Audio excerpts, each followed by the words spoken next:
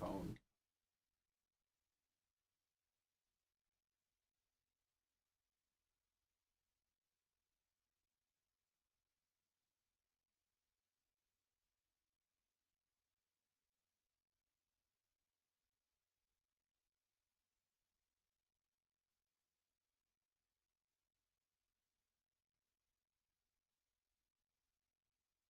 Video and the phone at the same time and steer.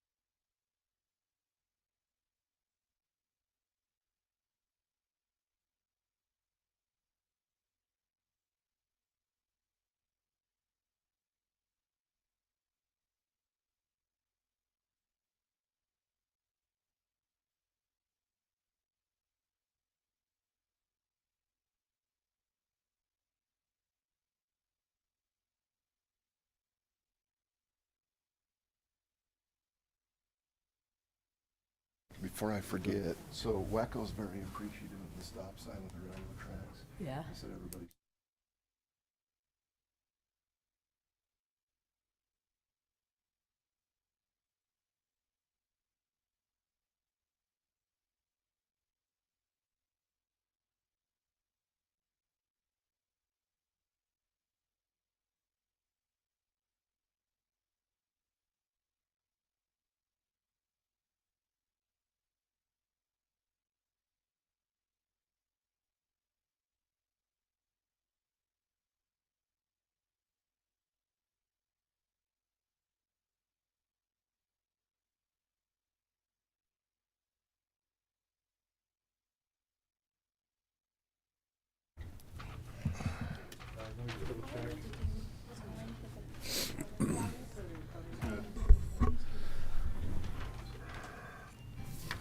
We'd like to welcome everybody to our Iron County Commission meeting this Monday, the 22nd day of May, 2023. Just a little after 9 o'clock, and we appreciate those who are here. We will begin this morning with a prayer offered by Curtis Crawford, and George Colson will lead us in the Pledge of Allegiance.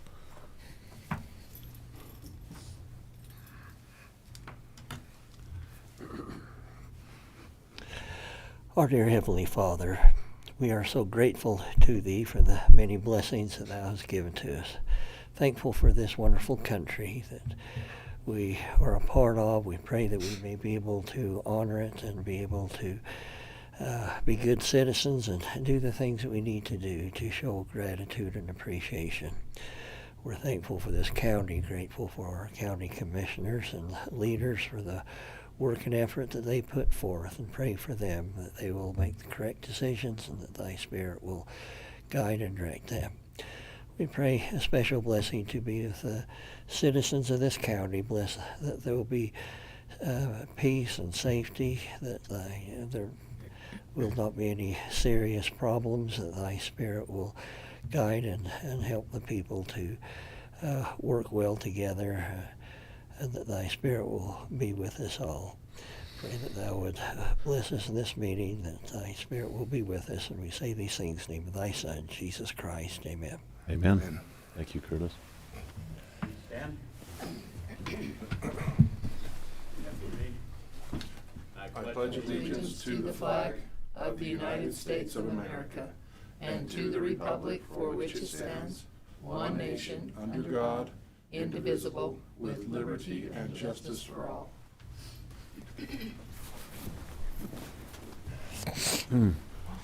Thank you very much. We'll go ahead and move into the approval of claims for payment. Well, minutes first, sorry. We need to approve the minutes. Everybody get a chance to look at the minutes? I'll move for approval of the minutes, 5/8/2023. Second.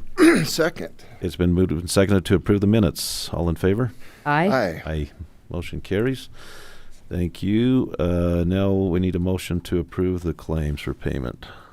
I'll move for approval of the claims for payment for May 8th, 2023 to May 21st, 2023. Second. It's been moved and seconded. All in favor? Aye. Aye. Motion carries. Thank you. Departmental reports. So we'll start with our clerk, John Whitaker.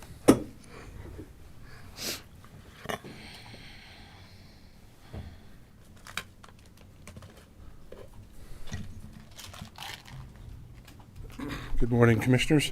I wanted to point out, and I apologize, Paul, that I didn't do this before, but we actually changed the agenda up just a little bit to reflect kind of how we're doing it.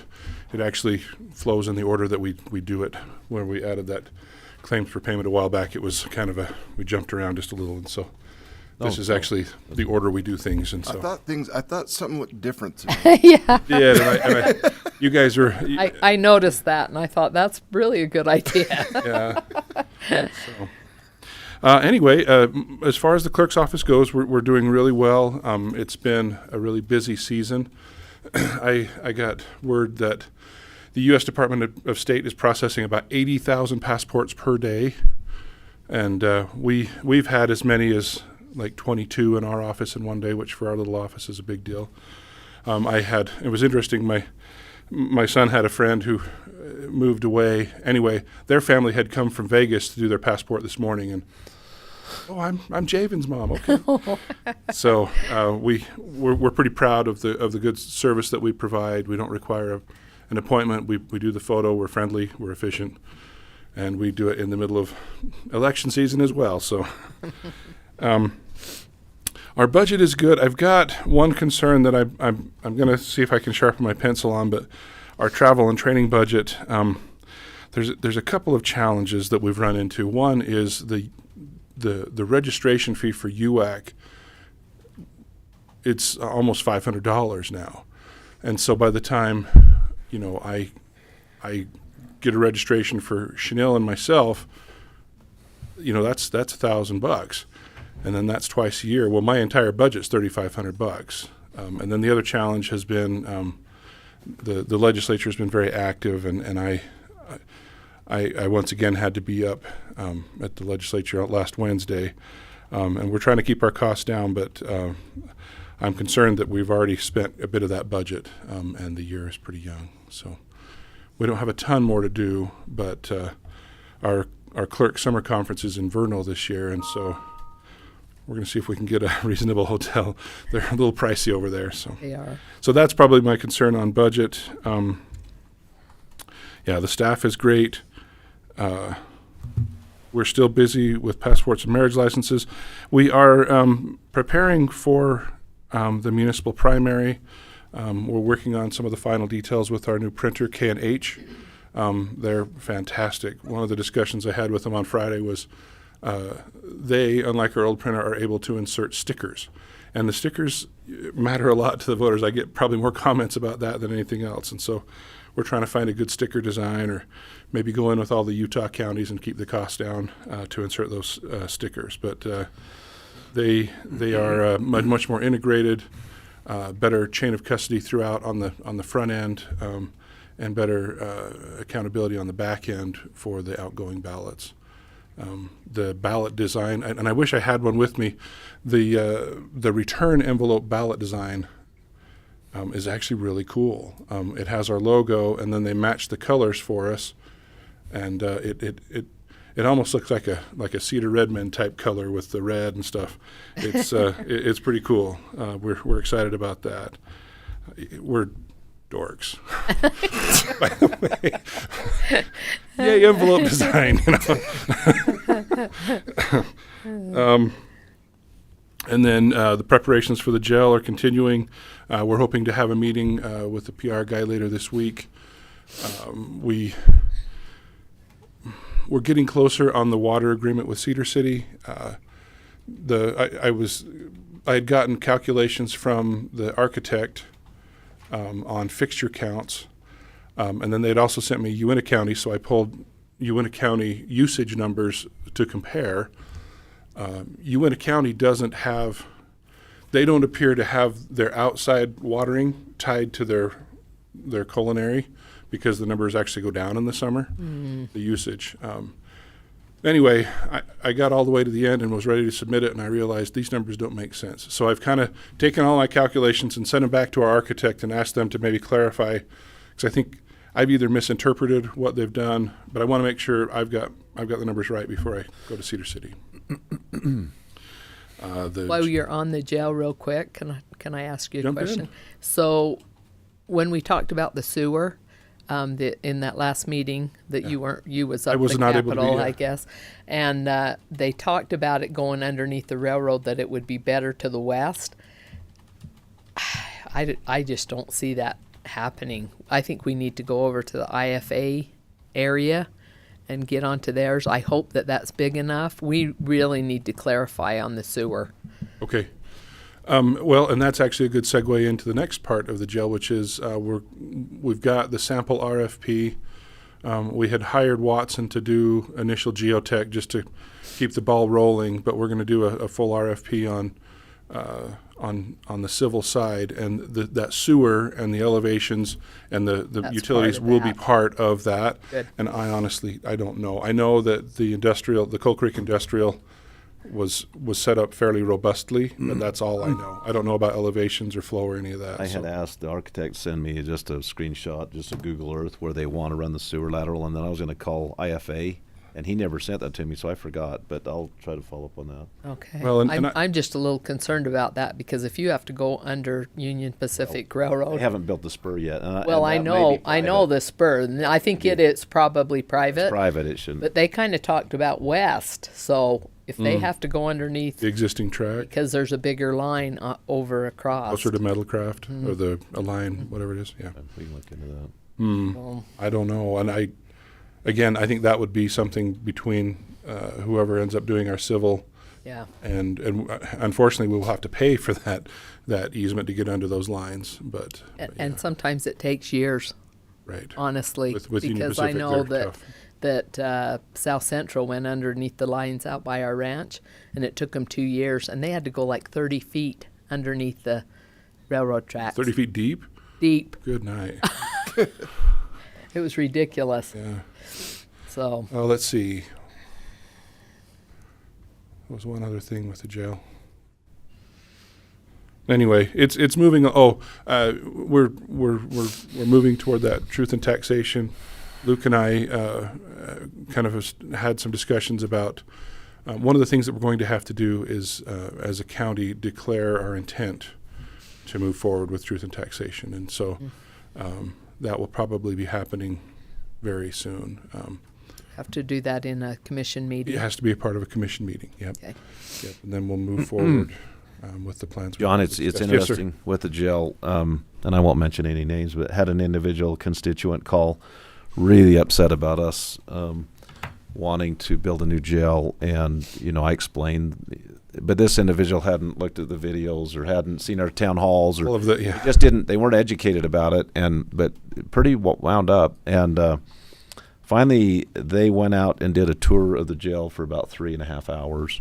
Oh, And they actually went out and looked at it. Good. with Ask Shalon and every everybody. question that he could. And they called me after that and said, I totally support what you guys are doing. So I'm glad. it's interesting once people really look into it. And hopefully, with the PR thing, I think that'll help. It's But an education. if people really look into Absolutely. what's going on, it's just they realize that we need to do this.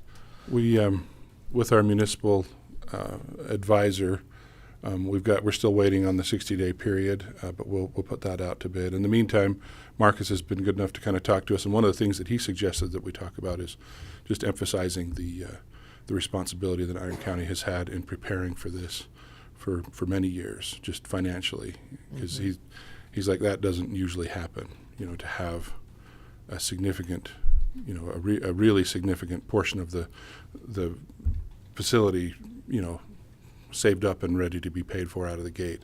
It's also going to provide us flexibility, and we're hoping to, like I say, minimize the impact on taxpayers and, get the cash flow just right and manage expectations. Some of these, one of the things we've been able to do is learn lessons from other counties that have maybe promised too much about cash flow or, had expectations that you're going to have a full house of prisoners on day one. And of course, we've learned that it's about 18 months. So anyway, that's my report. Any questions for me?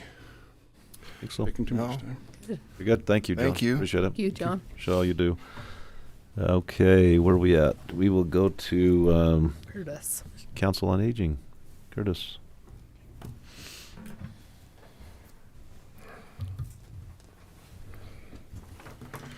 Thank you. Do you think that we finally fixed the leak? You think that was it? Huh? Uh-oh. Well, Well, yeah. G.I. Joe says knowing is half the battle. Well, we built this new addition. We just kept getting water under the floor down there, and our contractor was up there one Saturday just sealing and doing everything, and there was a steel pipe that went under a concrete approach that was poured years ago, and this pipe was acting as like a culvert per se, but he noticed there was water coming down the downspout running over to the culvert, and there was lots going in but none coming out. And then he thought, oh, and there was a crack that he hadn't noticed before, and it was just going right down that crack. And probably right to the building. We So appreciate the senior citizens helping with aquifer recharge. yes, yes. Trouble it was going between the concrete and the flooring, not the aquifer, John. It was a crazy thing. So we hope we've figured out that I mystery. haven't had any more trouble since he caulked it, but we're waiting for him to get it scheduled, I Right. guess. And get So he caulked it for now, and then we'll. yeah. Okay. Thank So you. we've been good. Well, kind of speaking of the senders, everything's going well. Our mill numbers, however, are still growing as well as the activities. We're providing about 200 mills on wheels per day and about 65 congregate mills.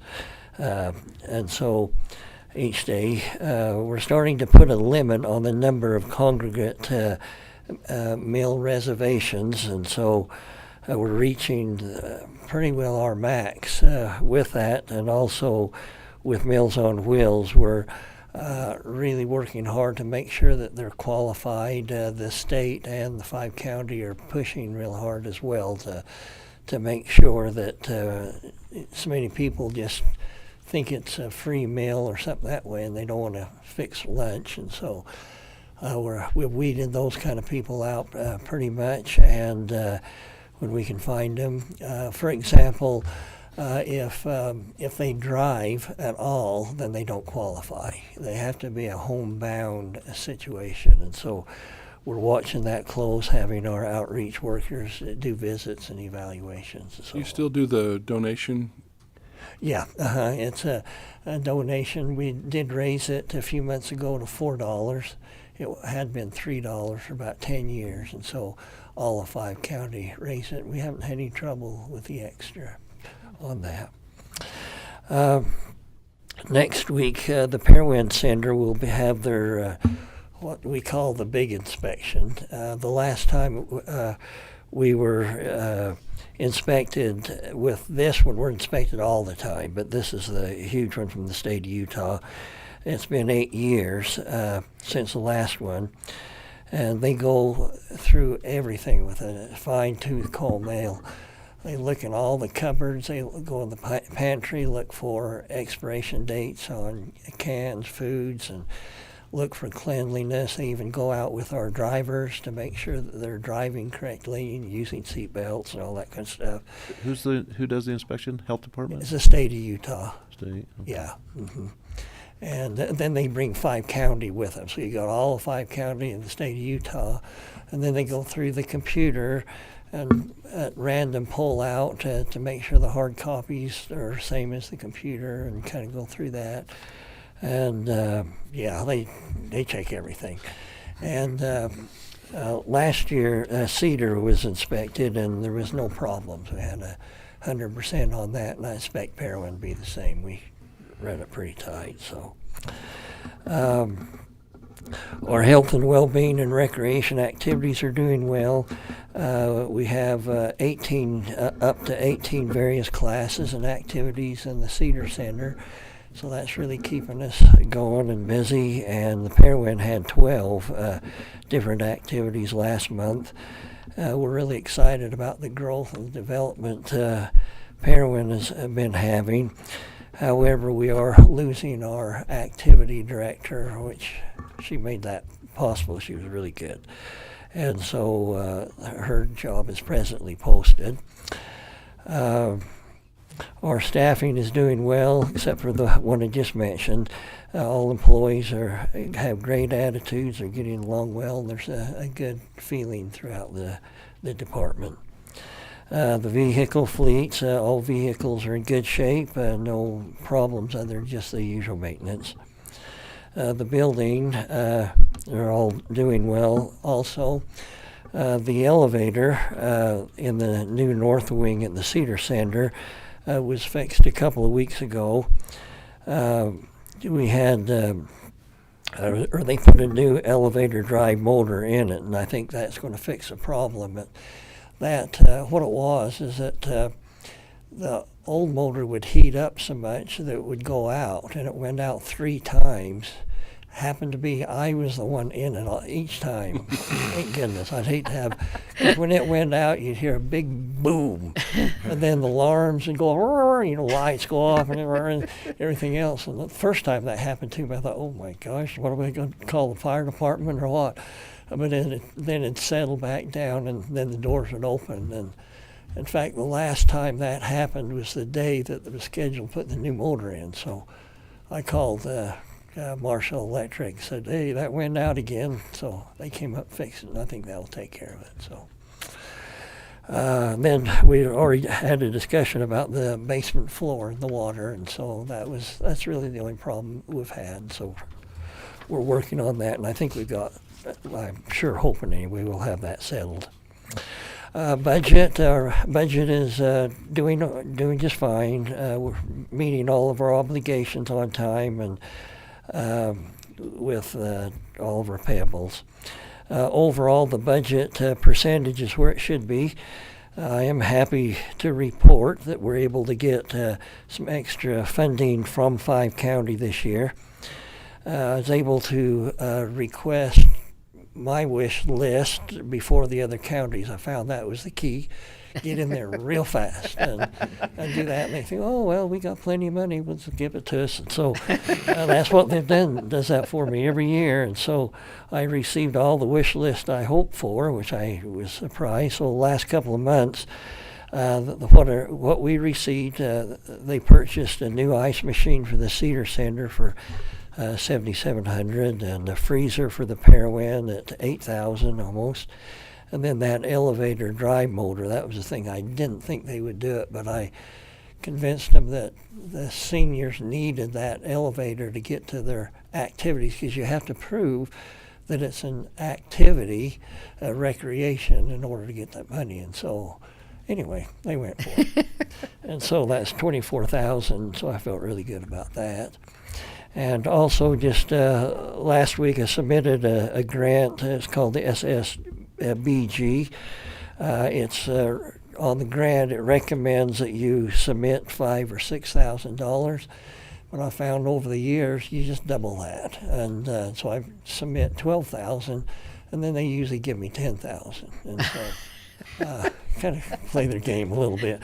And then I've kind of just learned that the other counties no longer go after that grant, and so I think that's why they give us the extra money. So I'm expecting that $10,000 without any problem.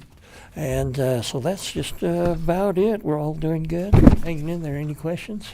I think so. Oh, we really appreciate how smooth you run and make it work. Well, thank you. I hope we Appreciate it. can get as good a recreation person that you had the last time, Oh, the I do activity too. person. Yeah. Oh, She's been fabulous, hasn't she? she's been absolutely awesome. Yeah. So me too. Well, All right. thank you for your support. Thank you, Curtis. Appreciate Thank it. you. Let's see, Fleet. Do we have Fleet here? He's Wait. in the corner there. Wade, you're up. He's in the back with the poor kids. Oh yeah, George, you're up. Sorry, I'm not. I just trying to play with George here a little bit.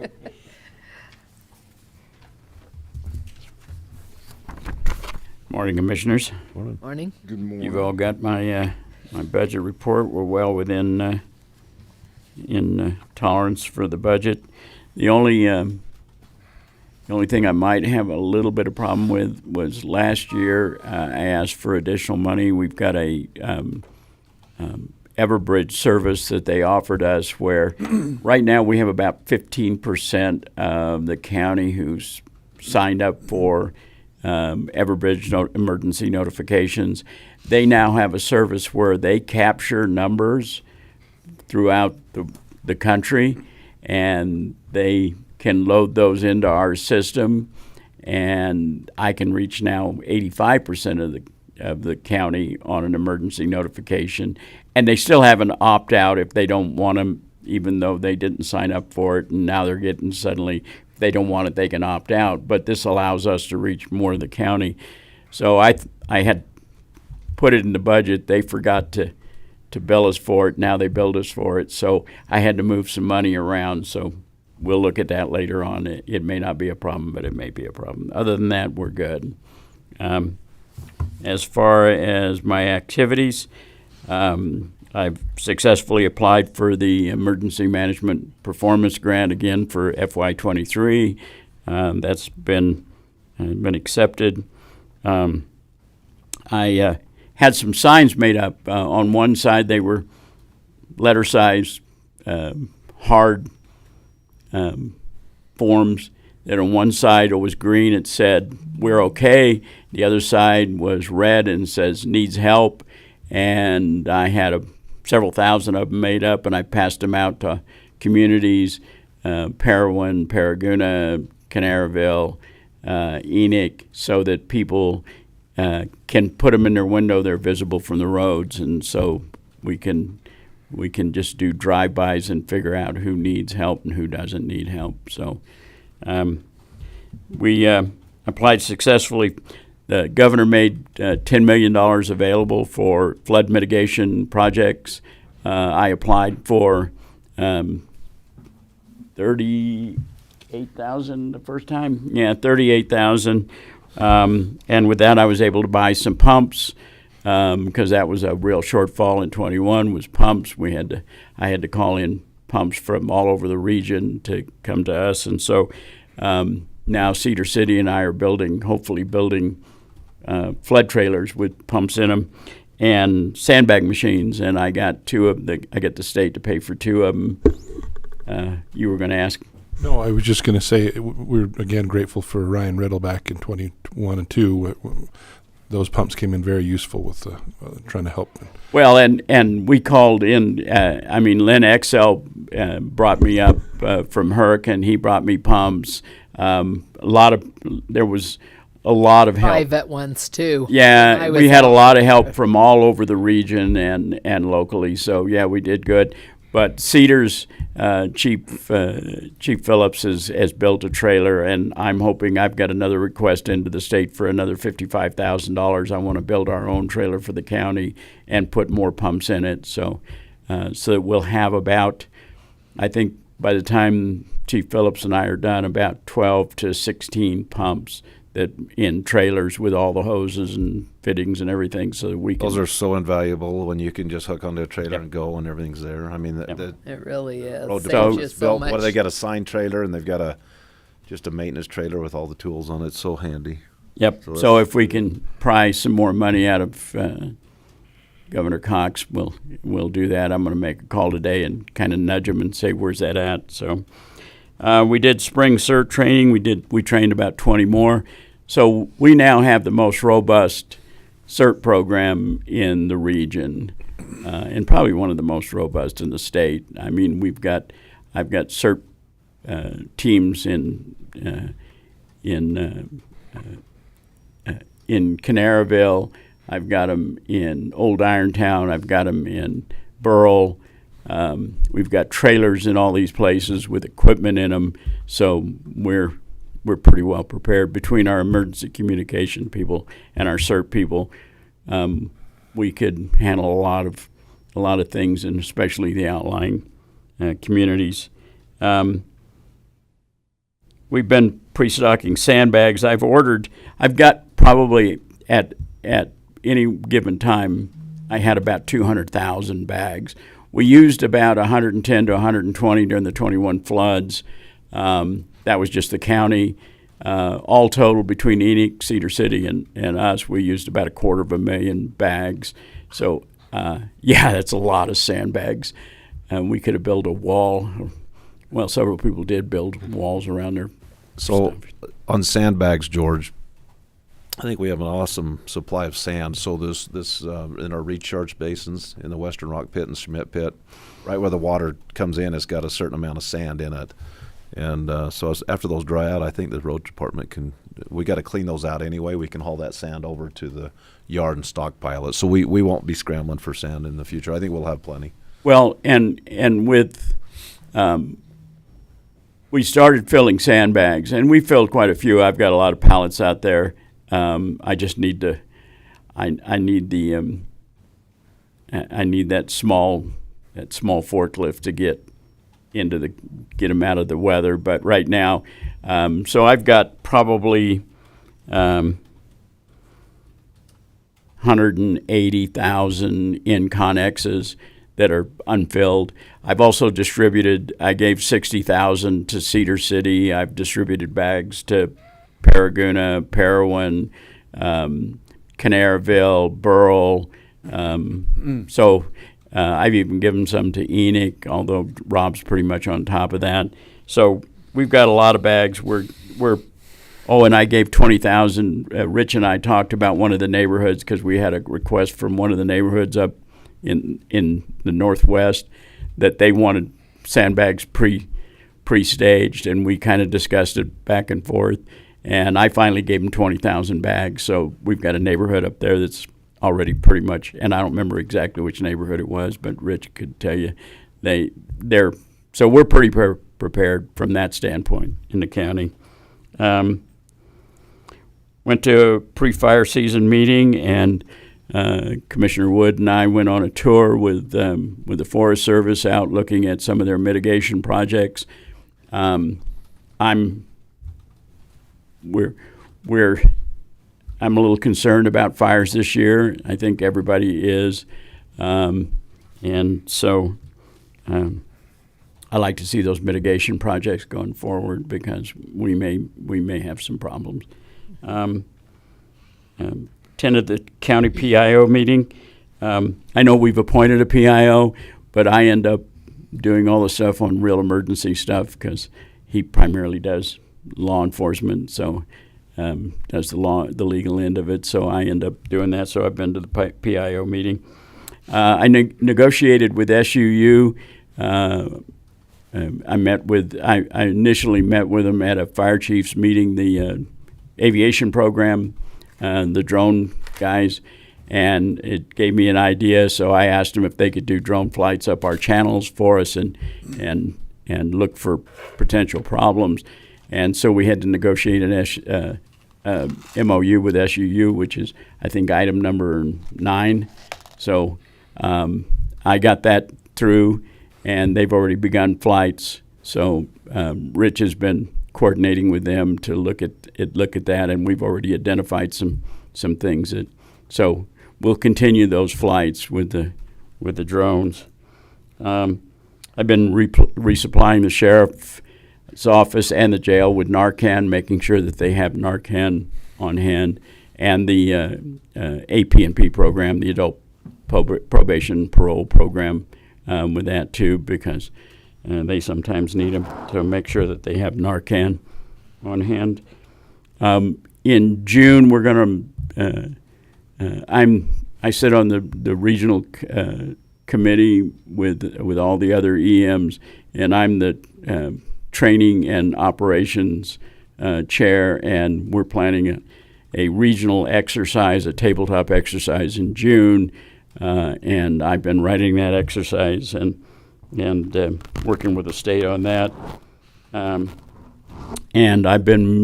we've been coordinating some issues with making sure everything's great with all the air ambulance companies, Gold Cross and Dispatch.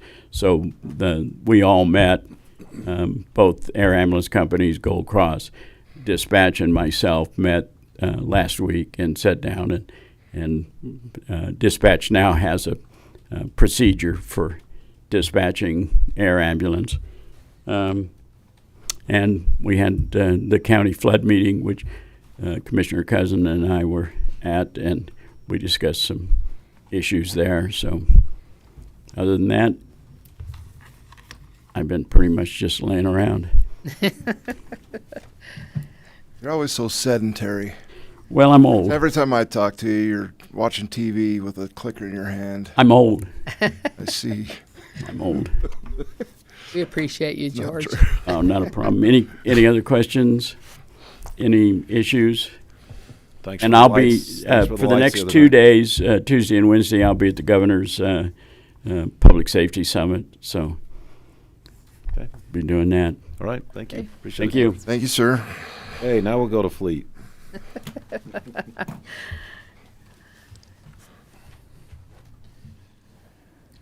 He's not old. Actually, I am. Good morning. Morning. Fleet department, our budget, we're doing well. Our next round of vehicles we're expecting next month. Hopefully all goes well. Talking with Cedar City the other day. Ford had canceled their orders, moved them to the retail side, their government orders, so crossing our fingers, hoping that doesn't happen to us. I've been in contact with Young Automotive, and they said they're still being built, so they're still on their way. So I hope that doesn't, because that's happened before. So we've replaced 51 quick turnover vehicles so far. We've got about 60 left to go. And then, let's see, general maintenance and repairs, we've been super busy in that aspect. We're actually getting behind, and I foresee it getting more behind now. What's happened at the fleet department with the losing Cade. So we've got that position advertised. So hopefully we can get somebody and get some applicants and move forward. But other than that, everything's been going pretty good. So any questions? We could probably go ahead and, you wanted another person, right?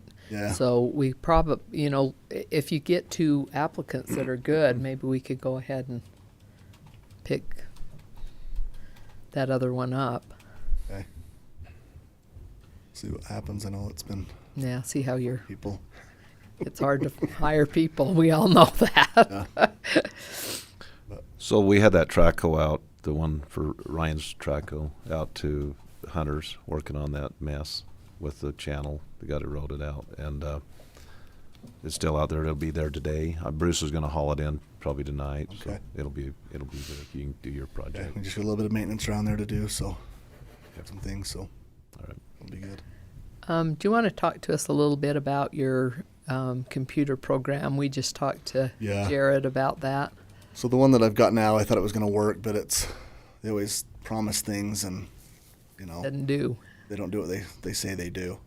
So it's lacking there, and it's just, they haven't been around as long, so some of the stuff's finicky and it's just not working right. This other one is the same one that Cedar City Corporation uses, and they've been around for a long time. And so I actually looked at it first. It was a little bit more money, but it does so much more. So So I track think things, the maintenance Jared was and- going to go ahead and get that he said he'd going talk for to you. to you this morning. So Yeah. The bitterness of poor quality remains long after the sweetness of low price is forgotten. Deal, huh, boys? for sure. So someday I'm going to have this fleet department, just flowing smoothly, and Yeah. I hope. Once you get all your vehicles in, maybe, Yeah. huh? You're And doing a get your good job. people. It might take a while, but we're working on it. You're so doing good. Appreciate your wait. Yeah. thanks. Okay. Thank you. Wade. Thank you, sir. Let's see where we at. The human resources. Jennifer.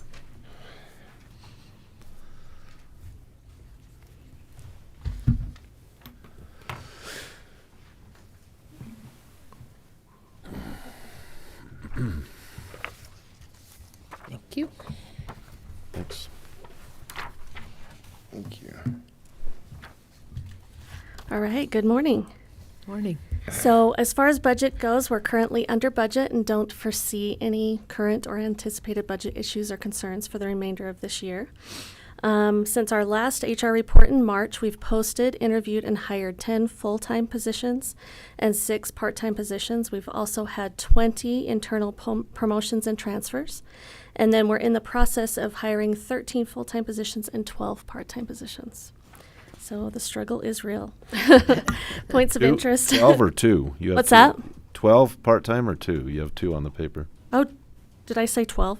5 full-time or 13 Full-time. full-time positions, 2 part-time positions. I apologize No for worries. that. No worries. Points of interest. Betsy and I finished a 6-month training last month. We both tested, passed, and earned the National PHR, which is the Professional in Human Resources accreditation from HRCI, which is the Human Resource Certification Institute.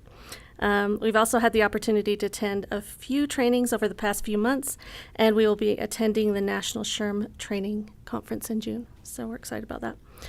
Turnover for the first 5 months of 2023 is 8.47%, or 21 positions. In comparison of this time last year, we were at 7.26%, or 18 positions. So we're up a little bit.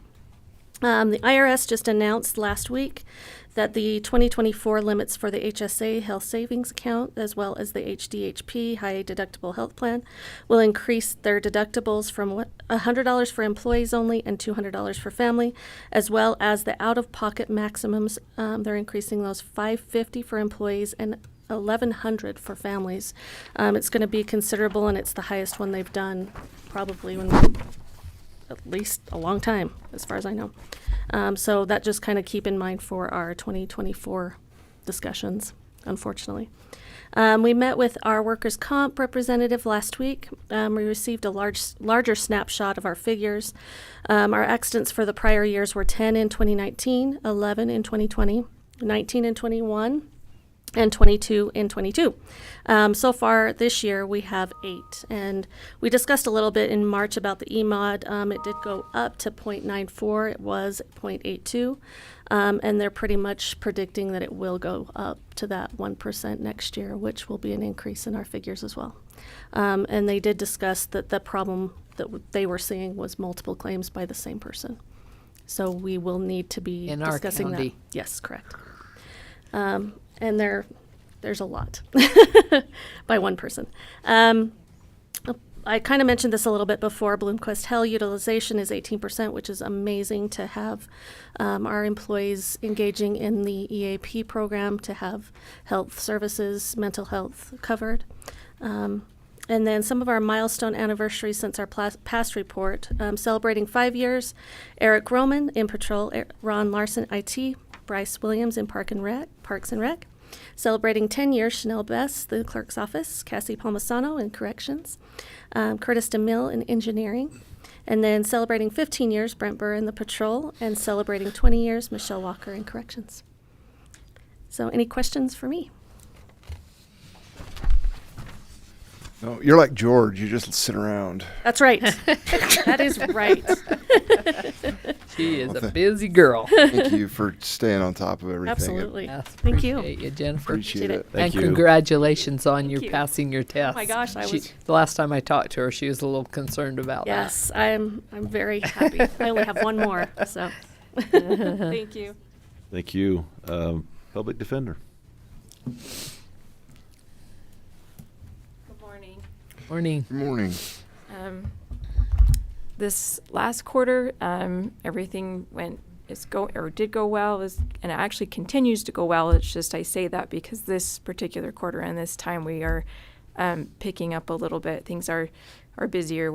We have 2 trials going on right now. One's a murder trial, and then there was another trial in juvenile court this morning as well. And so, with trials, there can be a little bit more cost to our impact on our budget as far as contracting for certain services or experts or things like that. So we'll see a little bit of movement or difference in the next quarter's budget. But last quarter, everything was fine. And then we are participating in a reimbursement for those foster care cases.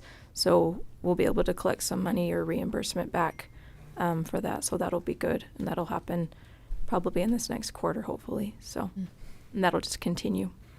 But no concerns. We do have one position that we're currently hiring for. One of the public defenders decided not to renew. That was actually mutual, but at any rate, we'll be hiring for that position. At least just one for now. And that's the grant-funded 1-year position, which is Robbie Winterton.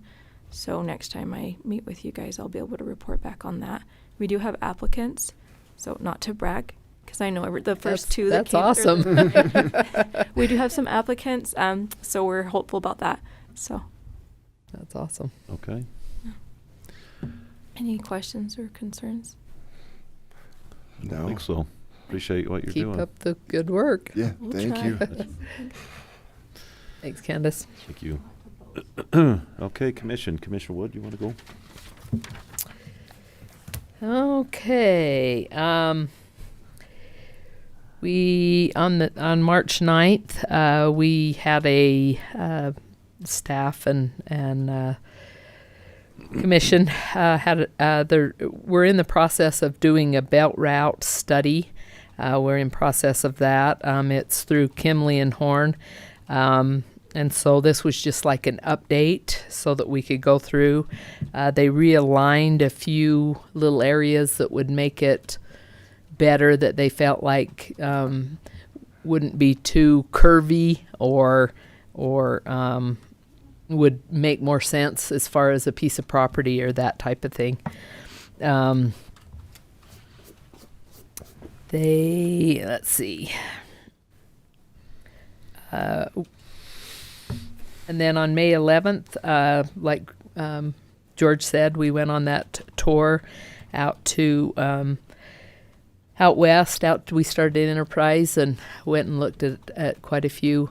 Those rehab areas look fabulous right now because of all the moisture. It's really fun to see those.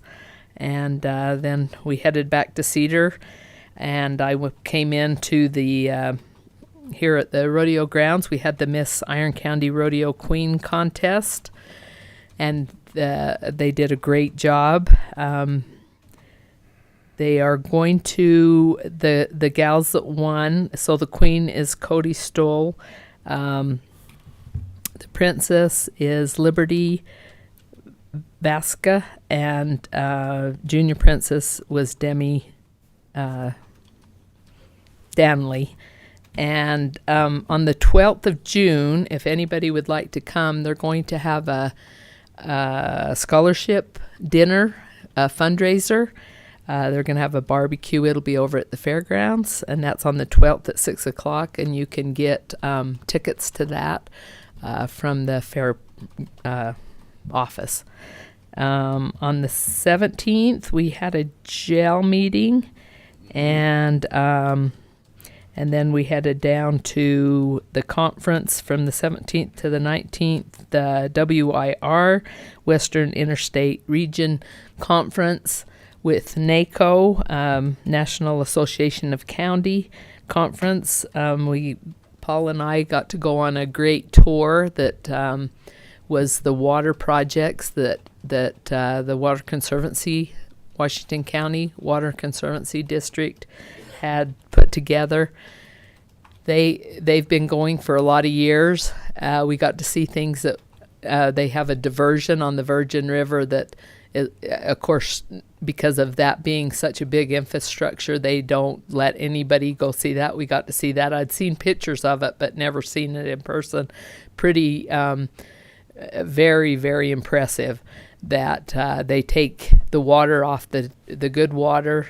It cleans it enough that they can put it into the pipe and take it over to Quail Creek and Sand Hollow. An amazing fact that they talked about: the Sand Hollow Reservoir has a third of it that's the water, but it actually goes down into the sandstone and into the sand underneath it and stores 2/3 of the water like a big tank underneath Sand Hollow.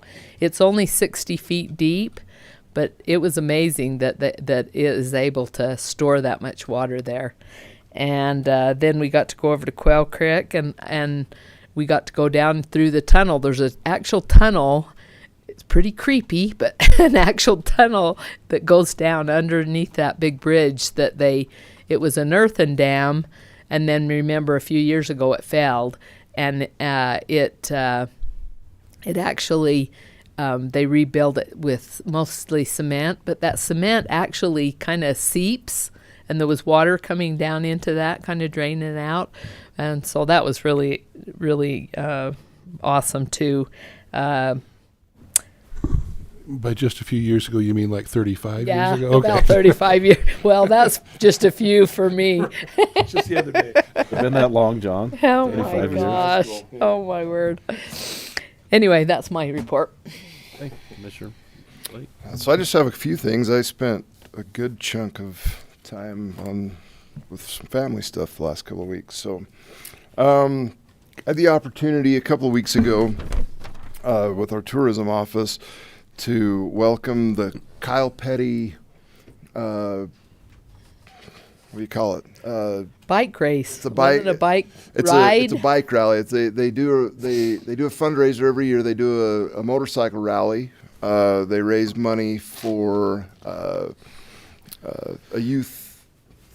I can't explain it. I can if I was thinking about it. Anyway, But it's a fundraiser. but it's a fundraiser that they do for a youth program. They do it every year. The routes vary. This year, they came through Cedar, but they also stopped and spent the night in Cedar. So I was the official welcoming party for the group, Nice. and it was really interesting. So they pull in, and Kyle Petty pulls in. Anyway, we have this little conversation. Welcome to Iron County. Welcome to Cedar City. And he says, "Well, you're a county commissioner, right?" I said, "Yeah." And he goes, "Man, my dad's going to want to talk to you." What? I said, "Really?" He goes, "Come on, I got to introduce you to my dad." That's fun. Like, all right. He's like, he was a county commissioner. Oh, wow. So Richard Petty's over signing autographs and talking to people. And he's like, "Hey, Dad, this is Mike. He's a county commissioner." And Richard Petty drops everything. He's like, "I was a county commissioner for 16 years." And then he's like, "What are some of the issues facing your county?" and Richard Petty and I have this, brief conversation about issues and struggles we have here in the West as far as our county politics, which was very strange. And I'm not a NASCAR fan, but I mean, it's Richard Petty, for crying out loud. Yeah, no kidding. Wanted to discuss topics of local government. That's awesome. So that was really fun. But another thing, I mean, they had over 300 riders. Maria and her whole staff were there, and we had an opportunity. We spent a couple of hours with those folks, and there were a lot of people that said, "We've never been here before. What is it that would bring us back?" Maria and her staff, they've got it down. I mean, all of a sudden there's this, all this information flows. But really there was a lot of people that are like, "Oh, you guys have Shakespeare, and you're in the middle of the national parks, and this is a great place to base your day motorcycle trips out of." And I think we get a lot of traction out of those type of things when it's a really well organized event, and it was really a lot of fun. Really to rub shoulders with the riders. They had a 6 celebrity riders. That was kind of their thing. And those guys were all super nice, but it was just a lot of fun talking to the whole other pack of riders they were all really nice people, and a lot of them were like, "Ooh, this place is awesome. We'd really like to come back." I coordinate with George all the time.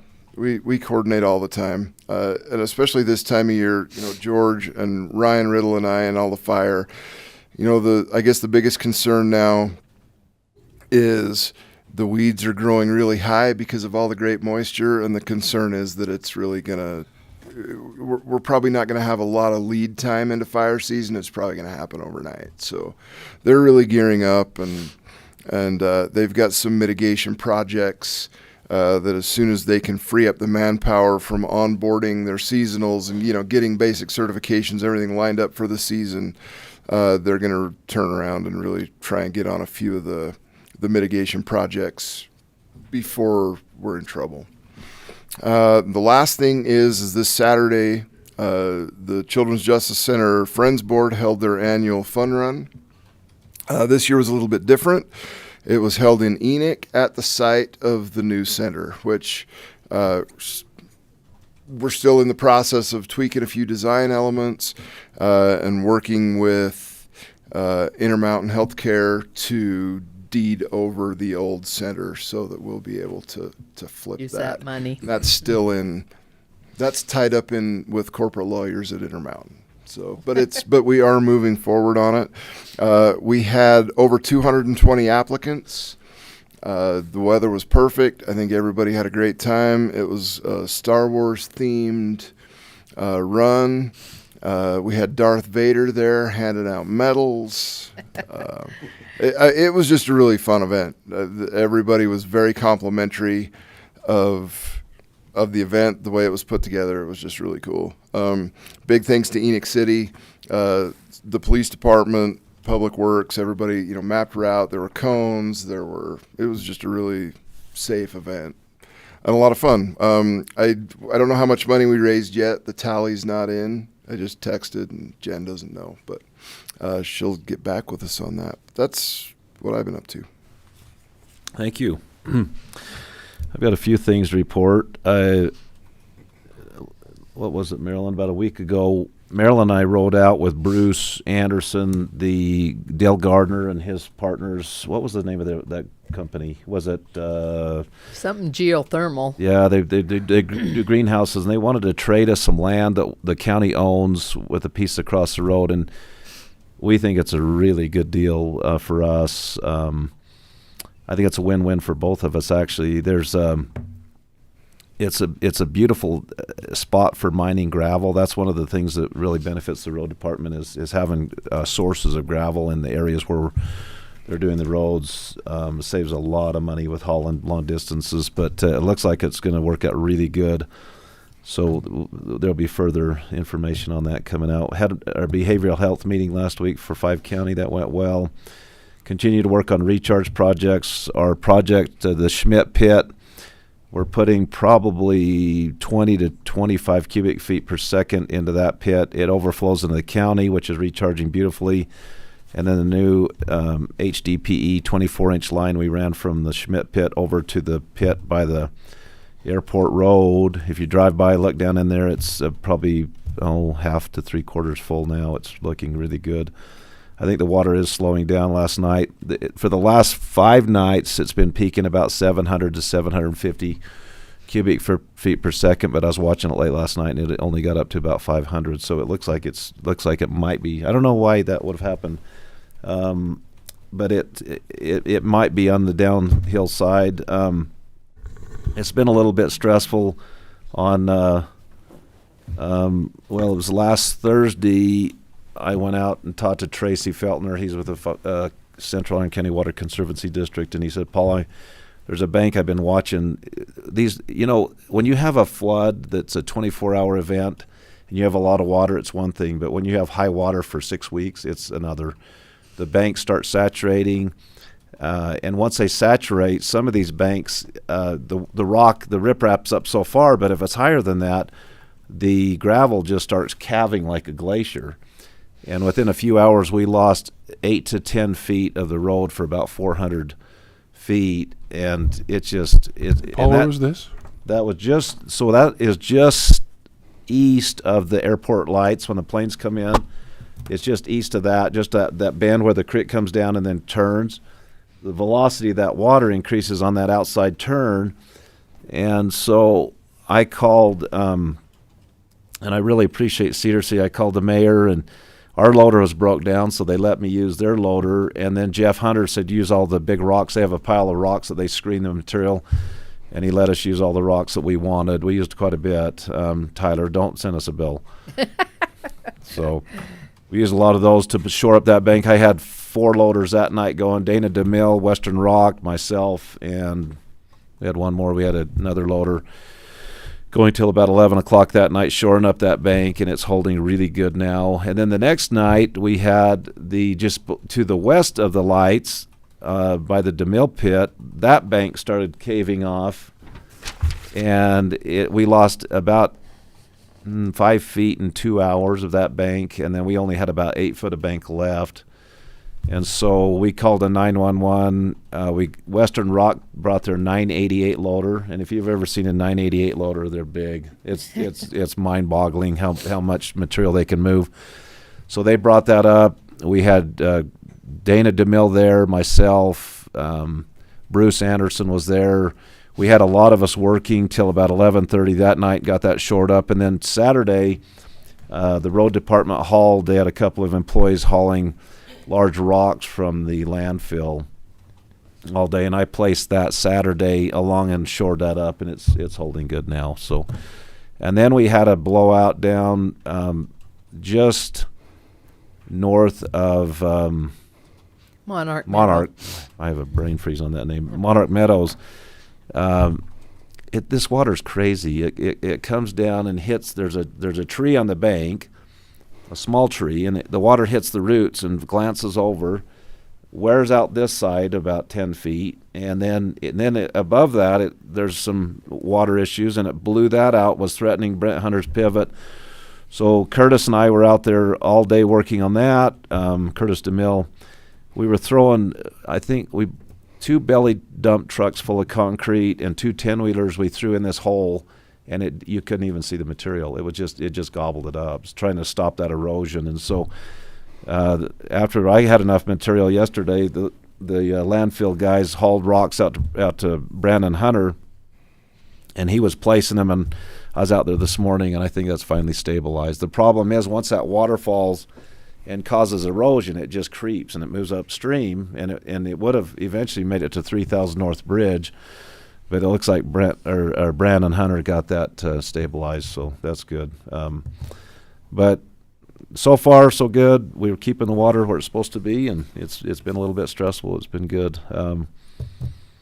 We had a big meeting. One last thing, we had a big meeting. It was a water stakeholders meeting with NRCS, Jason Dodds, Bowen Collins, it's a pretty big deal.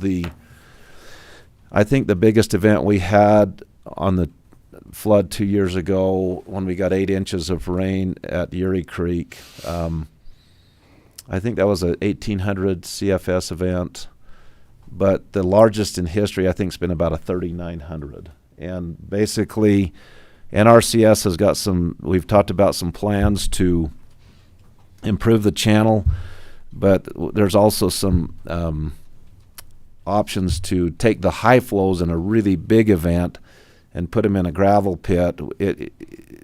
That's got some drawbacks because we have to clean out the sediments, because these high flows are sometimes 50% sediment, so it leaves a lot of material you have to clean out. But that's probably what we're going to be looking at having to do, is peel off the top layer of a really high event for that short period of time so that we can handle that kind of water. If we don't do some of these things, everybody out in Cedar Valley's FEMA will probably force them to buy flood insurance, which will be very expensive. So we've got some challenges there we're working on. And we're just, one thing about NRCS, this is totally funded by the federal government, and we can really do some neat things with their help financially with planning some of that. So we're working with Bowen Collins and NRCS on that project. So that's about all I have. We're a little after 10 o'clock. We'll take a 10-minute break and reconvene at 10:15. Thank you.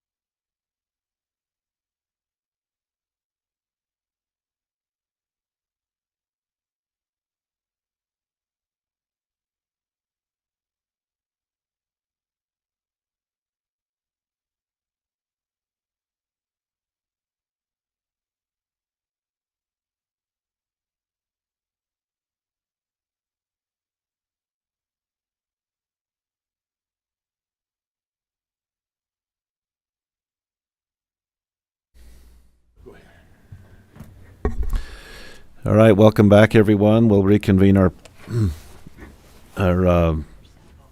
county commission meeting this morning. Appreciate those who have joined us since our earlier meeting. We'll start off with agenda item number 1, which is a public hearing, discussion and possible approval of the partial road vacation of Enoch Road, a public road located near 5900 North Enoch, Utah, approximately 0.41 acres, 66 foot wide by 238.39 feet in length, including a 50-foot radius cul-de-sac, all within the north half section of southeast quarter section 6, township 3-5 south, range 10 west.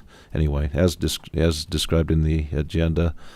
And the applicant is North Spring Ranch, Spencer Jones, presented by Reed Erickson. Good morning, Commission. We have, as described on the agenda, I'll just go through a couple of maps and a little explanation of what we're trying to accomplish here. And then one little snag that we've run into in terms of the statute requirements, and we can go forward from there. We are scheduled for a public hearing, and I advise we do that today, but after my explanation, then we can decide next course of action. So we can go ahead and have the public hearing and discussion, but as far as a vote would be delayed? We may, depending on how you feel about it. I'll explain the challenge. Okay. This is where the property located just out on the north side of Enoch on Enoch Road. As we zoom in just a little bit, you can see here where the star is. The green line is the belt route alignment, Enoch Road, coming out of the north end of Enoch here. The gray shaded area is Enoch City. The unincorporated area of private property, BLM, state trust lands. You can see here that as we zoom in on to this particular piece of property, this property was recently acquired by Spencer Jones, who is requesting the vacation.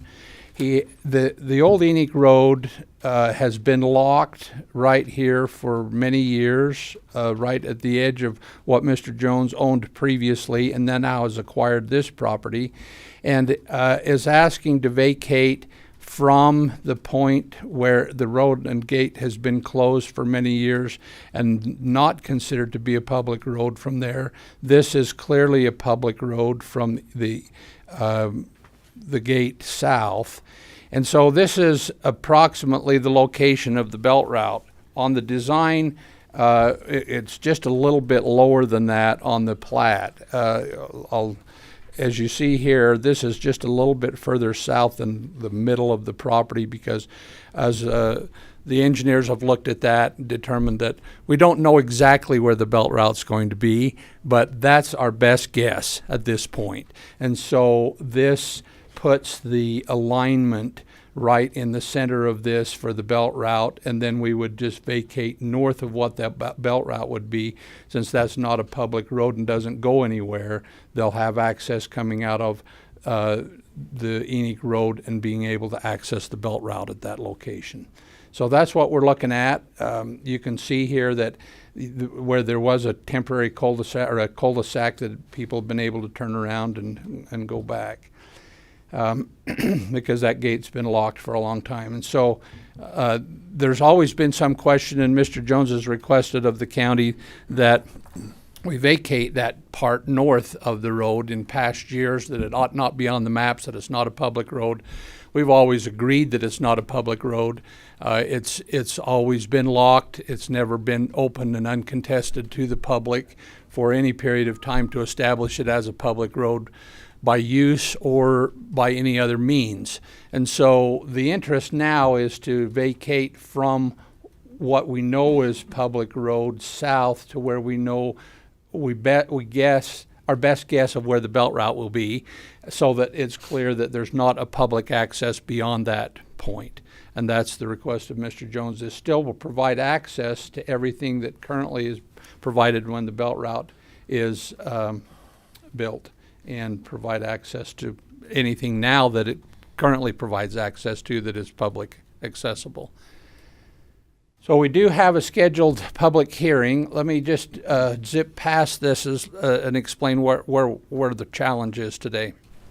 We started this advertising according to this notice this requirement. This date wasn't effective when we started the notice because the old statute required a notice to be made in the newspaper where it says right here, published for the county as a Class A notice. A Class A notice is a new requirement that the legislature put in effect this year to tell us how to advertise for public hearings and land use actions. Didn't exist prior essentially to May 3rd. So when we started advertising, we advertised in the newspaper, which now is not a requirement under the statute, but was then when we started advertising. We advertised in the newspaper 4 consecutive weeks. We posted on the state notice website for 4 consecutive weeks. We sent letters to adjacent property owners. We posted the property. We did everything else except put it on the county website, which is now a requirement under what they call the notice, the Class A notice. So it doesn't specifically say it in this section. There's always been a conflicting statute with vacating roads. This is Title 72-3108. If you look at the petition to vacate a public street and the requirements for this, it only has a 10-day notice requirement. And again, following the previous statute prior to what this was in effect, see, this didn't call for a Class A notice, and this is what's in effect when in the statute now, which talks about a 10-day notice in the newspaper and on the state notice website and posting the property and sending letters to adjacent property owners. So we've met this statute. It's just the Class A notice now requires that it be posted on the state notice or the county website, which we hadn't done. And so then there's another provision in the statute on public hearing notices to vacate a public street, which also just calls for a 10-day public hearing notice. And it's also lists a Class A now that went in effect on May 3rd, as you can see.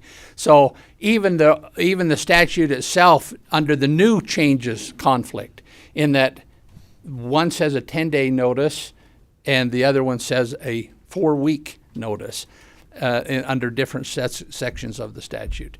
So we have advertised for the 4-week notice under the old statute, but not posting it on the county website for 4 consecutive weeks. So that's why we're not quite sure how to go forward at this point. We agree that we can hold a public hearing today. We have advertised for a public hearing. Murder trial.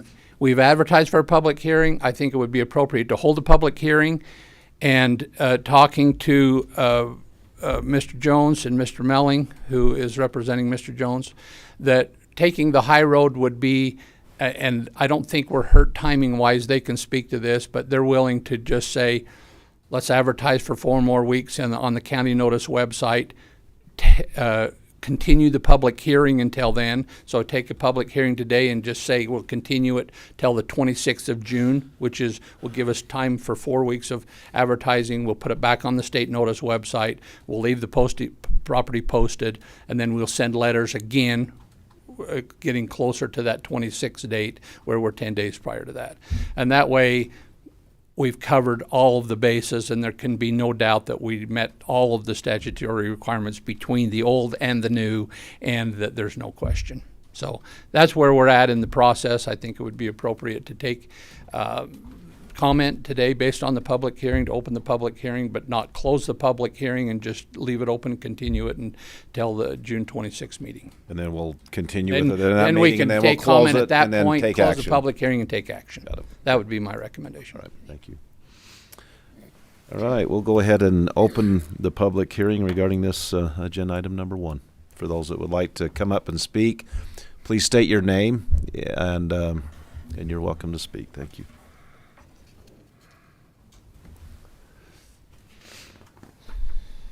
My name is Worth Grimshaw. My wife owns the property directly south of this property in question here. And our we strenuously oppose closing that road. And one of the reasons we strenuously oppose closing that road is that we believe that the padlock on the gate at Mr. Jones's property is illegal. That road has been open during my lifetime for much more than half of it, and that prescriptive right-of-way that runs north from Enoch goes clear to Perwin Gap.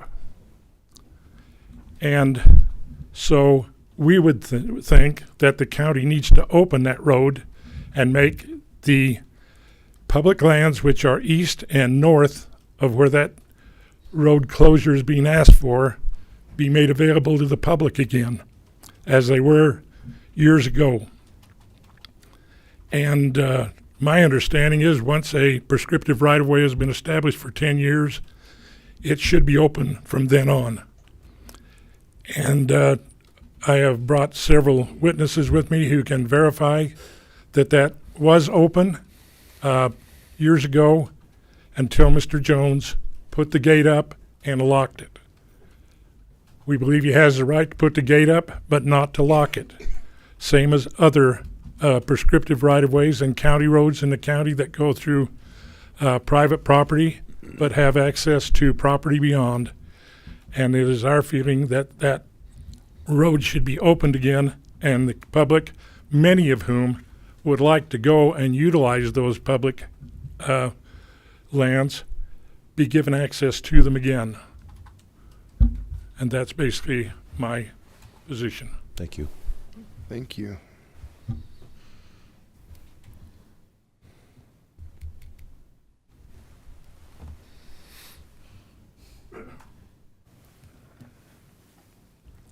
You know, I don't have anything against Spencer. Name? He's a good friend and neighbor. State your name, please. Oh, Vern Grimshaw, Enoch. In fact, he's one of my scouts. So, but where the turnaround is, and when I was a kid growing up, until just a few years ago, we used that road a lot. That's where we'd go out to the Big Wash. A lot of events happened out there with the community, and there wasn't even a gate on it.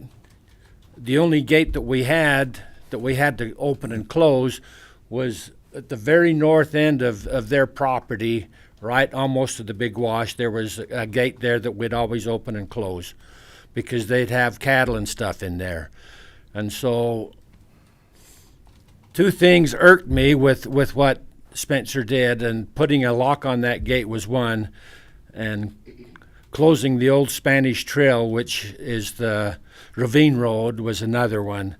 And from the life of me, I don't know why they did, because, you know, that road's been used for over 100 years to get access into those North Hills. And so, you know, I'm just opposed to the lock.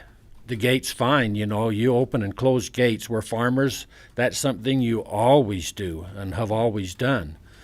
And so I am opposed to it. And right now, to get where I'd like to go, I have to go clear up and go past the North Enoch Well, or the North Cedar Well, and take that road, which is a way roundabout way to get to that area. And so, you know, it just makes sense to open it up again, because it was always opened as a kid, and we always used it, like Worth said. So that's my opinion. And no offense, Spencer, but that's how it is.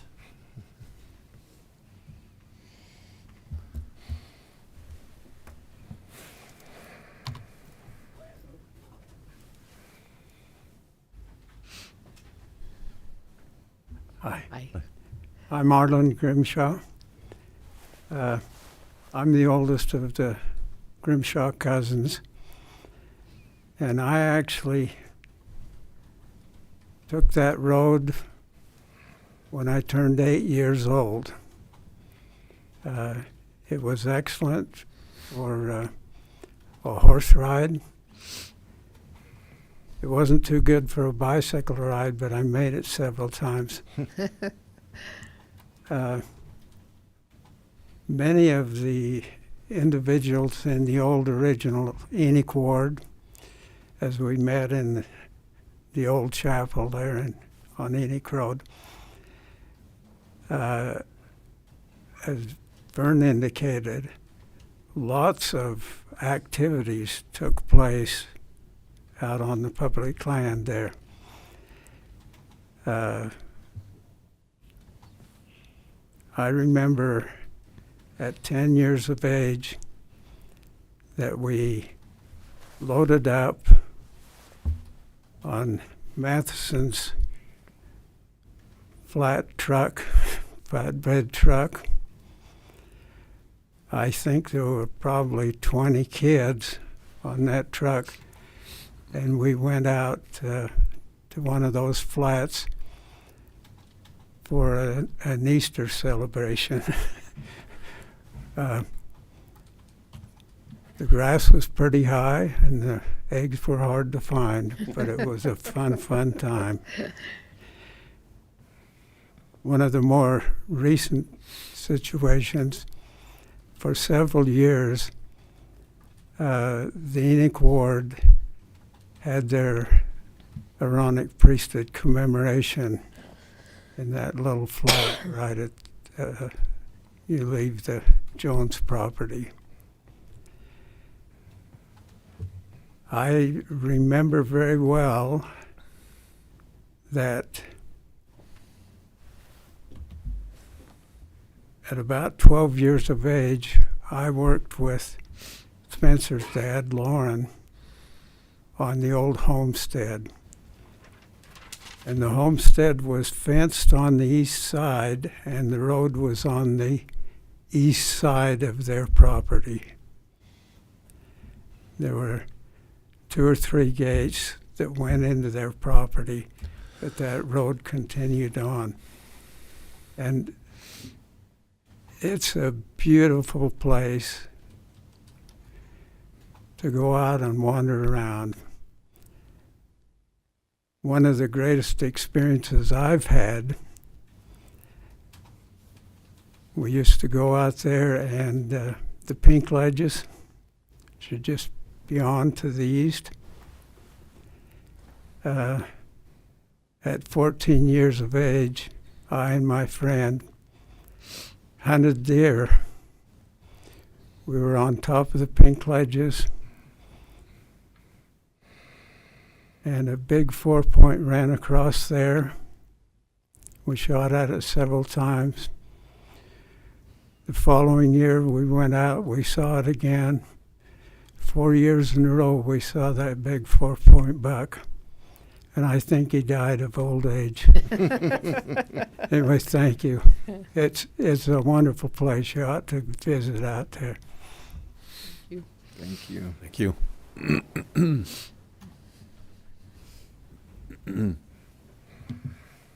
My name is Gary Wilkin. I live in Enoch area. I'm just here to say that road was not closed it was open for many, many years in my childhood, youth. And the concept that it has been locked for a long time is relative. It's been open for a lot longer than it's been locked. And so I'm not taking sides here other than to say it has been used by many people for a long time. Thank you. Thank you.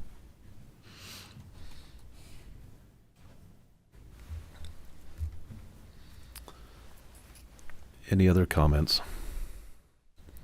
Seeing none, we won't close the public hearing. We'll keep it open until what date did you? 26th. Until the June 26th County Commission meeting. We'll leave it open until we come back and revisit this issue. So You can continue to take comments in writing as well as comments at the 26th meeting. okay, great, thank you.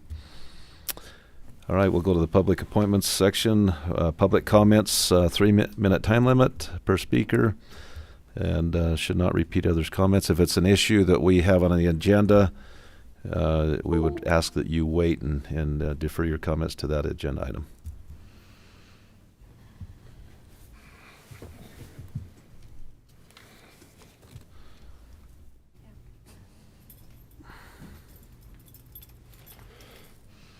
Hi, my name is Kim Langston.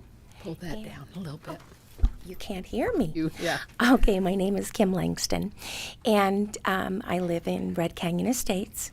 I was just wondering if you had any information about when our hearing would be for vacating our road. We don't. I haven't. Do you have anything on that, John? Okay, so I wasn't aware of. I wasn't the plan to either. vacate your road. well, they have requested it multiple times, and both in my office and here, and we haven't taken any action yet. Again, because we were working with the neighbor in question to look at other access, and I also believe the criteria of vacating a public road is a pretty high bar, I am willing to move forward with it, but I do not think it's justifiable by the legislative body to vacate that road. And I've said that multiple times in public meeting. But what I have done is, again, worked with the neighbor and the title company, and I've pulled all the maps, but I'm going to what I discovered and with the Portaleses when they came in was that the easements as identified on the parcels to the east of the subdivision were spotty. And so what I'm hoping to do is to be able to clarify those. The road clearly exists. We can show that it exists. It's a little 2-track road. But as far as the vacation goes, I don't want to take action on that until we resolve the other. And I really, Because then for he all the wouldn't have any access to Right. his property. Well, he does have access. He has access Well, to the other. that's what he's entities. saying, that we don't know whether those easements on the other property is really and then warranted. Parallel path is with the building and zoning folks. They've told him that they felt like the easements were prescriptive easements, even if they weren't super clear on the deeds. And correct me if I'm wrong if I speak out of turn, Reed. But and so as far as I'm concerned, I want to try and follow up on this other legal path first, just because I don't think there's much hope for the vacation to happen. And I hope I haven't spoken in a way that has given you any hope, because they're really, does the road go to somewhere? Does someone access, these kind of questions? Was it publicly, what's the word I'm looking for? Dedicated. And of course, all those answers are yes. And so that makes it very difficult, I think, I'm willing to move the process forward. I'm just telling you, I don't think there's a lot of hope that it can be vacated. And so, again, as I've said before, Mr. Davis said he was willing to take the other access, Okay, but he is not. And they do travel up and down that road many times a day, still using their business in a residential area which is not zoned for commercial. And not only that, they do not obey any of the speed limits that we have listed. And it is very, Do you have something listed Yes, we do. as a community? We have a speed limit up. Of what? It's listed as 25. It's residential. That's normal residential. Right, but this is, it is speeding up and down the road. We don't get anybody, like the sheriff coming down, doing speed limits, anything like that. They told us they can't do that. So it's like, so it's a catch-22. He gets all the rights and we don't. And him taking down our fence to put up a gate, that was wrong, but we don't get any concessions to that either. We also have easements that we own, and we have it listed as our right-of-way on our deeds. Mrs. Langston, a lot of these issues are probably move more into the civil issue if you want to take action civilly with your neighbor. But, It's but a our matter of- departments, we've heard it, and they're working on it. Our clerk's working on it, and Okay, so. we would like to be I'll keep a you in the little bit loop. more Yeah. informed. Well, because not much we're has in the happened. dark. What I've been able to do is have those conversations with the title company and pull the deeds. And for me, the next step is to identify all of the easements that are there in the context of the fact that Mr. Davis has been told by Building and Zoning, and correct me if I'm wrong, Reed, that that as far as their interpretation was, there was a prescriptive easement there. That doesn't negate what is publicly platted on your plat since long before any of you lived there. I appreciate your angst, but that's a publicly dedicated road, and it was long before the HOA was formed. And you know, and if someone is speeding, that's a separate issue. That really it's more for law enforcement than for the commission. I mean, I get that, and the concern is we'll address one issue, and you guys will bring up 6 others, and this is the part we can help with. And I don't feel comfortable putting the vacation before the commission until we've exhausted these other options, especially where he has said that he's willing to go that other way. Yeah, well, That's where I am. Yeah, he's not, though. Well, and So- he's still working on that gravel pit across the road, so I would assume after he is finished with that, I think he's maybe got a week or two left. They vacated that area. Oh, have they then? They have vacated that area. Okay.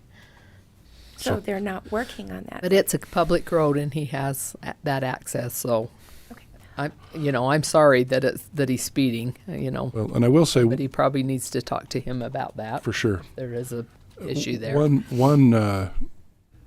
One part that is a follow-on discussion, that if we can establish that other easement on the east side of the subdivision, is that if that's access, then you all ought to be able to go down that as well.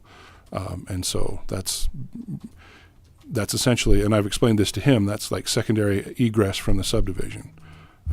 But I think apart from a prescriptive easement, I don't think it's been properly established yet. That's why when he got his title report, the easement the access for his property was defined through Red Canyon Estates, because that was the legal access. Was that on all deeds? Because I noticed when I pulled all the deeds on any of the properties, all the terminology has changed by the title company, not adding all the corrective descriptions.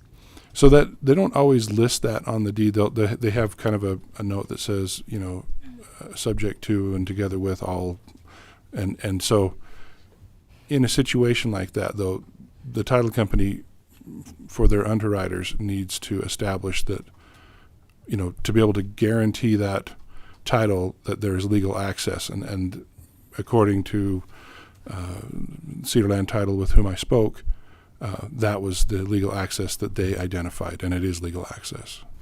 So that's why, but it's not written on a deed. But anyway, we've talked about this ad nauseum, and it's not that we don't care. It's just that this process does take a minute, We're willing. and I'm we're definitely going patient. to, I'm definitely going to keep It's you on the just loop. And as I recall, disturbing. the Portalese, Mrs. Portalese was identified as kind of our contact point. So I'll reach out to her and let her get the water to the end of the row as anything develops. So, okay. Thank you. Thank you. Since you brought that up, I will come up. Do. I am Michelle. And I'm sorry I didn't get to your question And I wasn't earlier. at the last meeting, You but state I your did name. watch that on Oh, yeah, could you YouTube and state your saw, name? saw that I was the contact. I'm like, okay, but nobody's Oh, contacted you didn't. me. Yeah. Well, hasn't been anything to communicate yet. That's fine. That's Did you fine. state your name, ma'am? Oh, I'm Michelle Portalese, yeah. And so that's why I was like, I watched the meeting. I was kind of like, oh, that's funny, because no one ever told me, but that's you awesome. got a promotion. You didn't know it. I got a promotion. Yeah, I got my arm back and I got a promotion. Life's good. And I just want to say one thing real quick. I appreciate all you guys' work, but I just want you to understand that there's been some defamation of character towards me in this whole situation with this gentleman. And I just want to clear the air. I talked to Marilyn about it. I just want to clear the air. I have never been on that man's property. Would never go on that man's property, and yet he's sharing, and county employees are sharing that I've trespassed. So I just want to clear the air. That has never happened. I'm 70 years old. I would never climb a 6-foot fence to take a picture, nor do I need to. I can see it from my property. So just so you all know that, and I'm sure it's a defamation of character just to make us look bad, and I'm sorry that he feels he needs to do that. I want what's right is right and what's wrong is wrong to happen in this situation. So please know that. And please know that I know you can't control him, but you can control what is repeated. So thank you for that. Okay? Thank you. That's all I have to say. Thanks. Okay. Any other public comments? Good morning, Commissioners. My name is Phil Klozinski. I'm with Leeward Renewable Energy. We're a renewable energy developer based in Dallas, Texas. I just want to take this opportunity to introduce myself. I've heard some rumblings about a project we've had going on in Iron County for several years. It's the Parowan Solar Project on 2200 North near the Utah Red Hills existing project. As part of Leeward's acquisition of what was then the First Solar development pipeline, that Parowan Solar Project came over with that transaction. I am the project manager for that project. As you may know, it has been around for a good number of years. We are still pursuing that project, and it's my intent to get the rest of those projects, permits, and approvals done by the end of this year so we can market that project to PacifiCorp, to other projects. So when I introduce myself to you, I know I have heard through the grapevine, been talking to Reed, to Rich, and the local county guys, and I know our project's been brought up, I don't know if specifically or in generality, but just wanted to get out here and not be in the weeds anymore and just introduce myself. And we'll have discussions later on with some things that we do need from the board or would like to get from the board. But I'm in town for the next couple of days anyway, and this provided a good opportunity just to introduce myself and hopefully see you guys around. Thank you. Have you met Glad you Reed? came. Have you met Reed, the Reed. county? We've had several discussions. Sure. Very good. Thank you. Thank you very Appreciate it. much. Seeing no other comments, we'll move to number 3, discussion and possible approval of the ICRPO, Iron County Rural Planning Organization, for year 23 through 24 funding request approved by the Iron County Council of Governments with funding to come from the Local Corridor Preservation Fund in an amount not to exceed $44,000. The applicant, 5 County AOG, ICRPO Reed. Good morning, Commissioners. Morning. You're familiar with this, and of course, we have had this on for, I think, since 2008, as I recall. I can't remember how when we started it, but it's been around, and we've funded it every year out of the Corridor Preservation Fund for continuing support for the RPO, and this is just the annual request up to $44,000. Any Okay. questions about that? No. I don't think so. I Entertain think a that's motion. me. I would move for approval of the ICRPO, Iron County Rural Planning Organization, FY 23 and 24 funding request approved by the Iron County Council of Government with funding to come from the Local Corridor Preservation Fund in the amount not to exceed $44,000. Yeah. Second. Okay, it's been moved and seconded. All in favor? Aye. Aye. Motion carries. Thank you.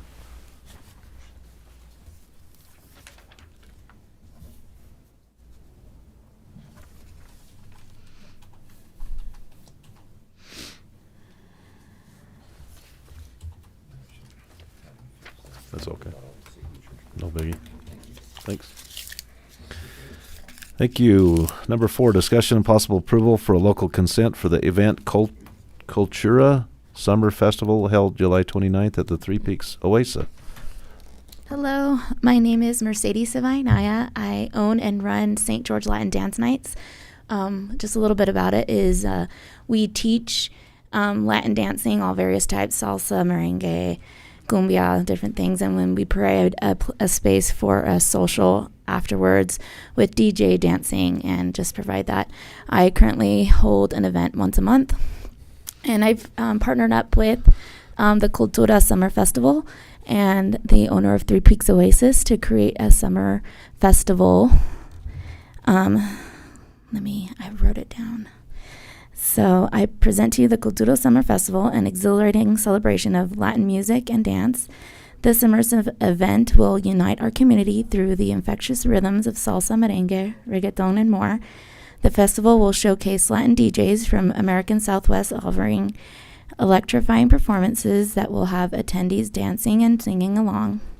We will have 10 food vendors, overnight camping, water slide launch, sand volleyball competitions, water sports For those that are 21 and over, with your approval, we would like to provide a beer garden. Moreover, the festival aims to foster unity and understanding by embracing diversity and promoting cultural exchange. By collaborating with the county government and local businesses and community organizations, we can create an extraordinary event that showcases our rich cultural heritage, fosters economic growth, and promotes unity among residents and visitors. I urge you to support and endorse the Cultura Summer Festival as it promises to leave a lasting mark on our community. And thank you for your attention and consideration. Any questions about the event? No. Sounds like a great. So your other events are in St. George? They are in St. George, yes. Well, that's fun that you guys are coming up to Cedar City. That's so awesome. the Iron events, County. the event space there is perfect for this, and it's an outdoor. I don't know if you guys been to Three Peaks Oasis, but it's the perfect spectacular. venue. Yeah, it's great. Okay. Yeah. I'd move for approval for the local consent for the event Cultura Summer Festival held July 29th at Three Peaks Oasis. Second, she says that a lot prettier. I know. I was trying to say it good. Just I saying. I know how to say it. It just won't come out. It's been moved and seconded. All in favor? Aye. Aye. Thank you. Thank you. Appreciate it. Good luck. Thank you. Where did John go? We need him for. What? We need John to do his. I don't know where he went. He's in the. Oh, is he He's out there with talking the folks? with some folks. Okay. Go ahead. Go. Yeah, we're gonna need him, aren't we? We're gonna need him. Yeah. Clerks. Honestly, I've done this presentation, but I can't do it without looking at something. Exactly. So. And Kelly, If we've ever Kelly might be the same way. So. I don't know if we've ever had our clerk away without leave. Yeah, we can't give him lead. There is. Yep, thanks, sorry. No problem. Well, we appreciate the time to be here with you today in Iron County.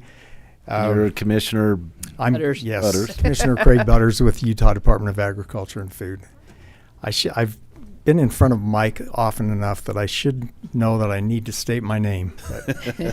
But, okay. It'll take me just a second, Commissioner. No problem. So what we're doing is we're traveling throughout the state, meeting with all the county councils and commissioners to talk about agriculture. We've got a lot of new council members and commissioners that we're trying to just introduce ourselves and get to know them.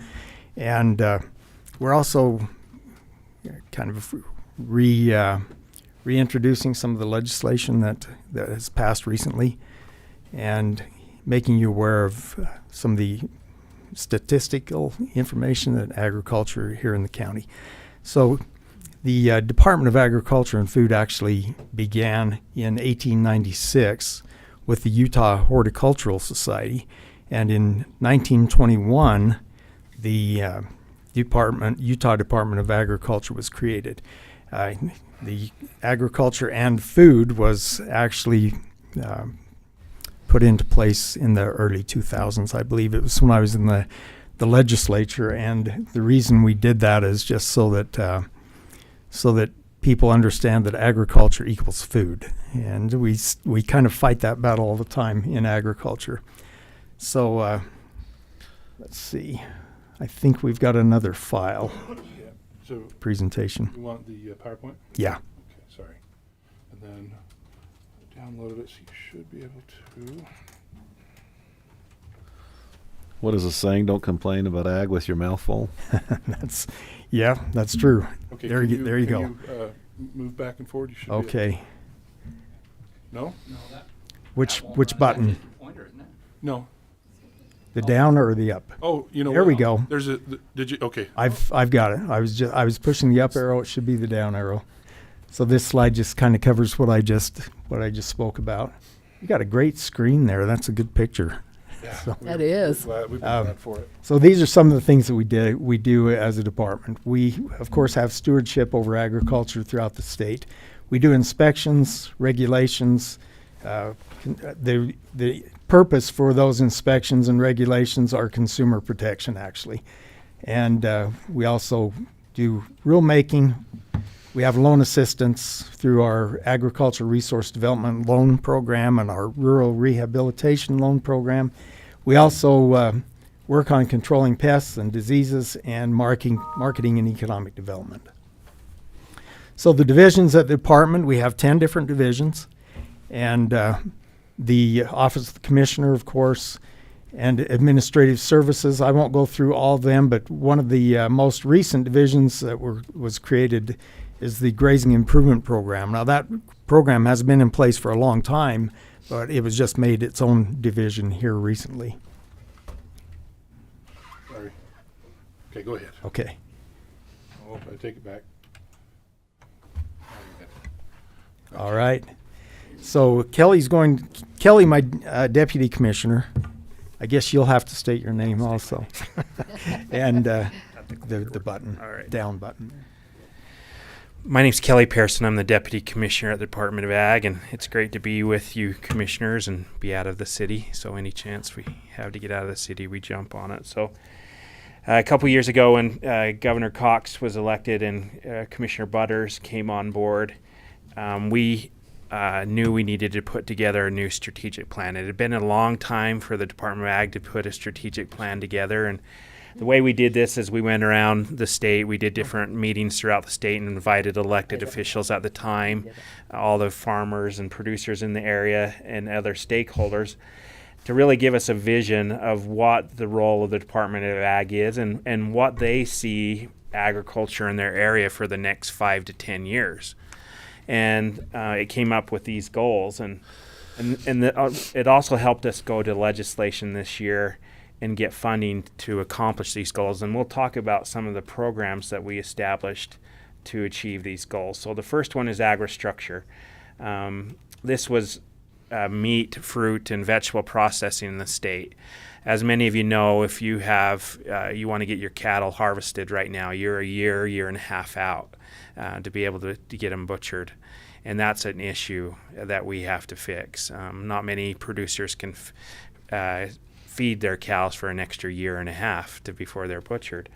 And a lot of our fruits and vegetables leave the state to be processed and then eventually never come back to our state. So this is a goal of ours to get more processing throughout the state of Utah. Agriculture workforce. This is an issue worldwide. The average age of a producer right now is 65 years old. We got to get younger people more excited to stay in agriculture. There's a lot of barriers to entry, as you know, the access to capital, access to labor, land's so expensive.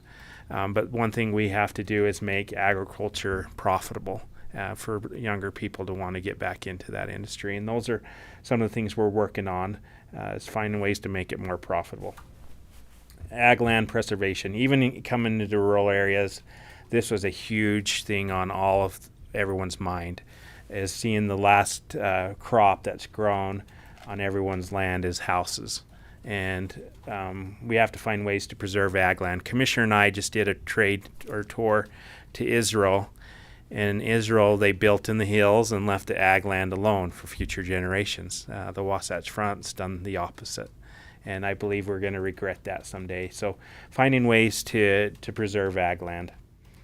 The food supply chain during COVID brought a very good light to agriculture as you went to the grocery store and saw your stores empty. Everyone finally saw the true value of food, but also saw how quick the food chain can be disrupted. And so we're trying to find ways for us to be more self-reliant in the state of Utah. We obviously know we can't grow everything that in Utah, and we have to find ways to trade and bring things into the state. So things that can help the food supply chain and help us be more self-reliant in Utah is on our mind right now. Ag education. We continue to partner with Farm Bureau to teach our youth where their food comes from. It's sad to say, if I ask my own kids, they think it's grown in the grocery store, and that's just not where it is. And a lot of people think that. And so continuing to find ways to educate the public, the youth, of where their food comes from is a top priority to us. Also finding different ways for people to get back into agriculture, not just working on the farm. As you may know, 2 sessions ago, we helped get a vet school at Utah State. And this last session, we got $2.5 million to help repay loans for people that go into vet school and work in rural areas. So we're excited about different programs to help people learn about agriculture. There's a lot of employees from the Department of Ag that work here in Iron County, and we want to make sure that customer service is the top priority for us. We want our employees to be a partner with our ag producers, not just regulate them and cite them, and we want them to be able to help educate them and bring hope back to them that there is a future in agriculture. So if you hear any different, that our employees are not providing the best customer service, please reach out to us, and we'll make sure that they know that they need to be a partner. I'll turn the time over to Commissioner for a few more. Okay, I'm just going to mention some of the benefits of agriculture in Utah, and I think you're probably well aware of these benefits. But of course, agriculture provides food, fiber, and animal feed for not only humans but our animal consumption. Strengthens our local food security. That we've talked a little bit about that. Creates rural jobs, conservation and open space, preservation, and we'll show a video about that a little bit later. Large economic driver for our rural areas, and it provides water and resources for wildlife. I think that's something that a lot of people don't realize, that wildlife also benefits from our agricultural practices.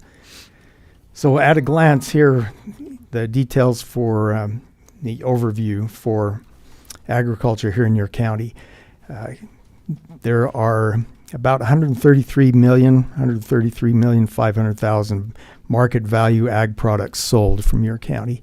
486 farms, acres of farmland is over 500,000. The average farm size is 1,055 acres, and there are over 64,000 acres of irrigated farmland. 93% of the farms in Iron County are family farms. As far as share of sales by type, crops account for 41% and livestock for 59% of your agricultural income.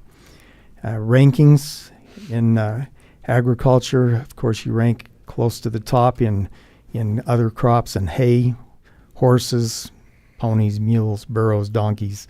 Also hogs and pigs, nursery, greenhouse, floriculture. You can see there where you're ranking in the state. And so a lot of this data is from 2017, so it's a little bit outdated. So we want to talk about a few programs that we have, and these 4 different programs at a glance. We'll briefly discuss those. As far as ranking, that was the best ranking I've seen in any county. So my question is, we're who's proud number of one it. on all those? Yeah, it's usually a split, but Okay. overall, that was the best ranking I've ever seen.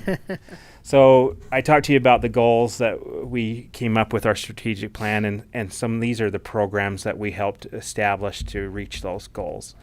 So 2 sessions ago, we started a pilot program called the Utah Food Security Processing Grant. And we got $1 million one time, and with that, we got 79 applicants, roughly about 14 million in requests.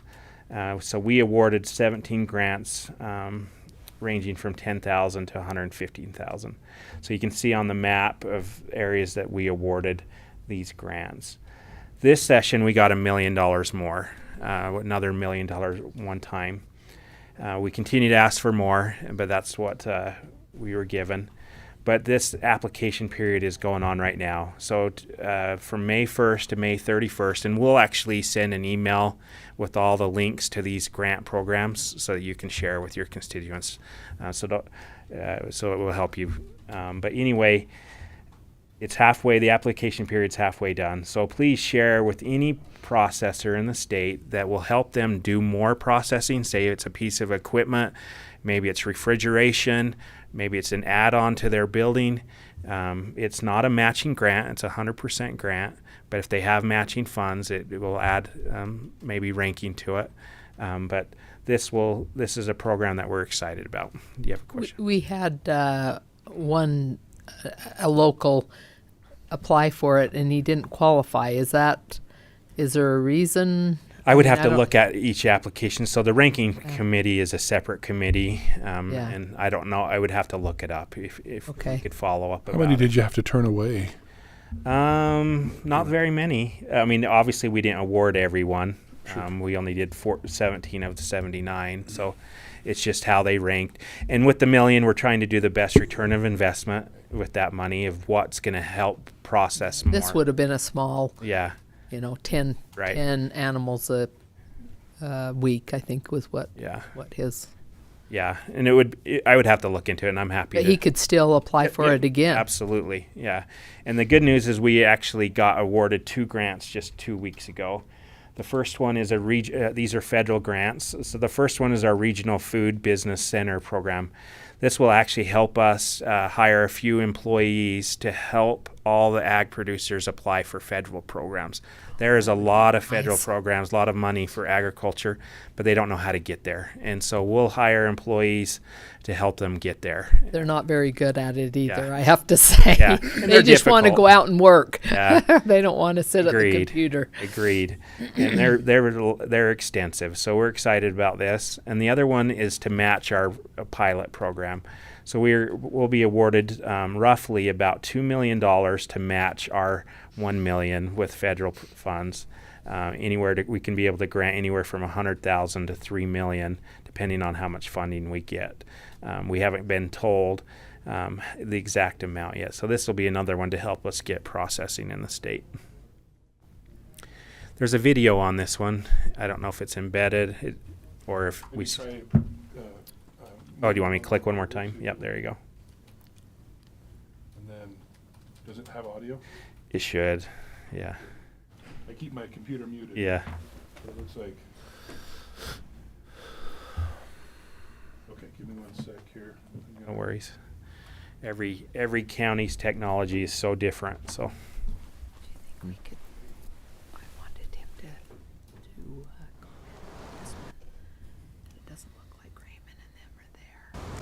Mother Nature is an extremely hard taskmaster.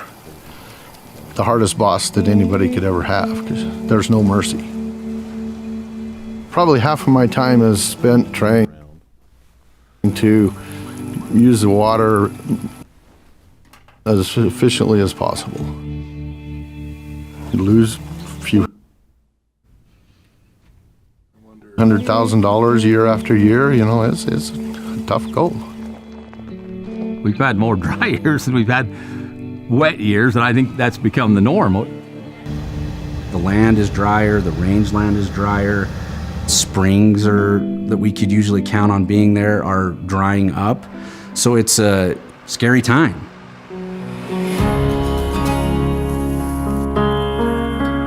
The department right now is in the process of working through our agricultural water optimization program. And this is a way that we can help farmers and ranchers use their water more efficiently. If the opportunity is presented, farmers and ranchers want to do better with the resources that they have. They're reaching out to producers, they're reaching out to other individuals saying, hey, look, here's what we're up against, here's what we're facing. How can we overcome this? The Department of Ag is always there backing you up. Change and conservation and best practices are changing and evolving, and I am very willing to evolve with them. With the help of UDAF and NRCS, we've been able to adapt those practices more quickly. With the limited availability of water, by increasing the efficiency, even on these drought years, we may be able to farm nearly all of our acres.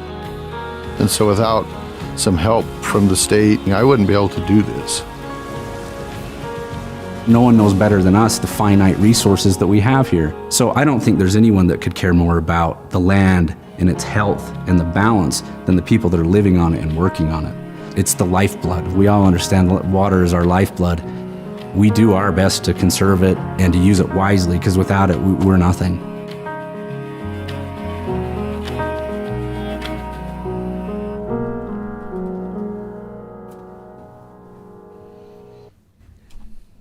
So the water optimization program that we have, I'll just. Oh, sorry. Let me get you back. Okay. Okay, go ahead. Let's see. But this water optimization program is basically started in 2019. And, okay, there we go.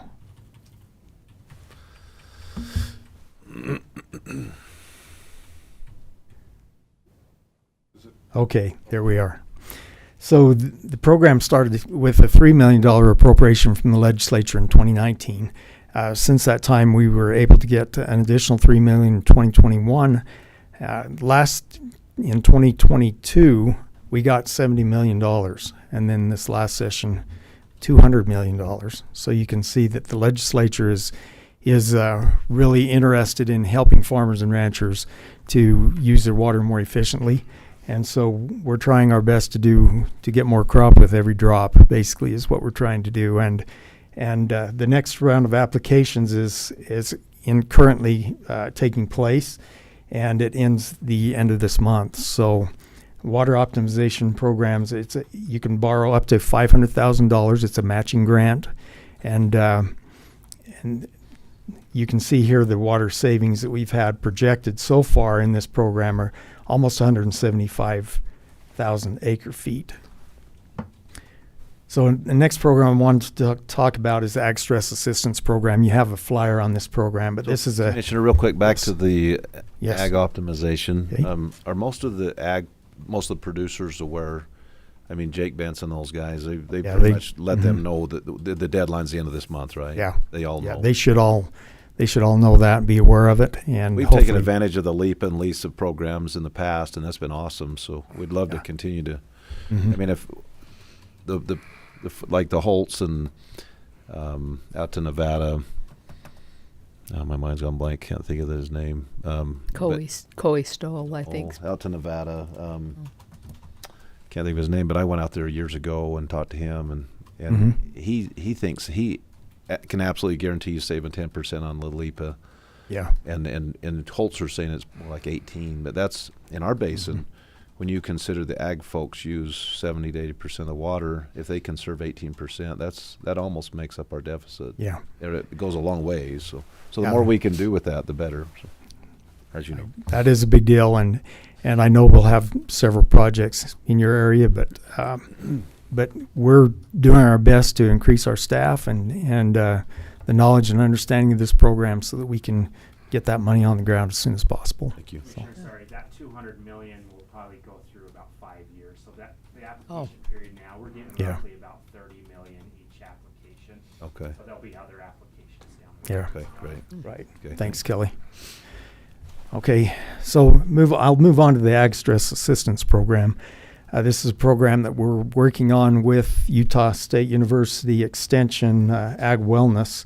And what this program does, it provides assistance, mental health counseling assistance for farmers and ranchers and their family members.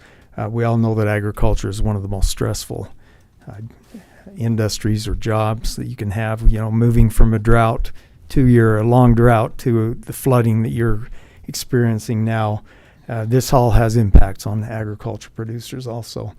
But we're providing a voucher for farmers and ranchers to get mental health assistance and counseling. Also, we're doing training for producers on how they can find and recognize people in their communities that may be having problems.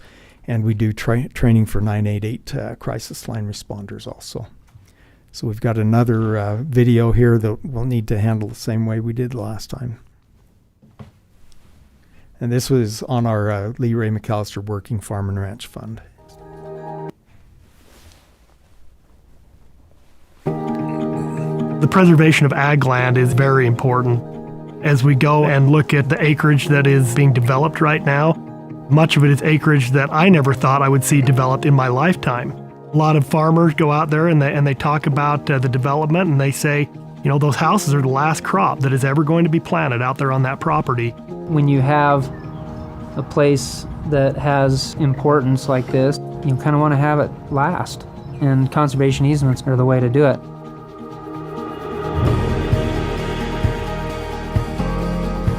conservation easement is essentially an agreement between a private landowner and a nonprofit or a state or a federal agency to limit the amount of development that takes place on a piece of property. Essentially what you're doing is you are purchasing the rights to develop on that piece of property. Working with the state and with the Nature Conservancy with our easement, we're really helping to protect a massive area of land that's critical for winter range, for migratory corridors, and it's really a special thing to know, my kid can come back after I'm gone and be like, oh wow, this is still the same. It still looks the same.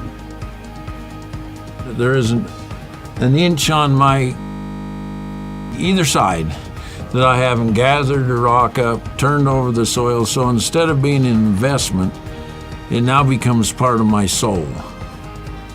The protection of land utilized for agricultural production is one of the major goals that we have at the Department of Agriculture and Food. The Lee Ray McAllister program has been a very effective and a very useful program in the state of Utah over the last several years. Over $20 million has been put into the program, and well over $100 million in match has come in to be able to put this land into conservation easements. And so it's a very useful program, and I feel like it is continuing to build momentum. Deciding to do a conservation easement on our ground was kind of a tough decision. I mean, we looked at it, and the money situation is very different from whether you sell your ground or whether you put it into a conservation easement. And at the end of the day, we had to kind of look ourselves in the mirror and say, what's more important, our heritage, who we are, what we love doing, or money? And ultimately we decided that, it was worth the sacrifice to give up a little bit to be able to have the opportunity to do what we love. Even people in the community, as they come, they know now that this property is going to remain open, that it will never be built on, and what a great legacy to leave our community.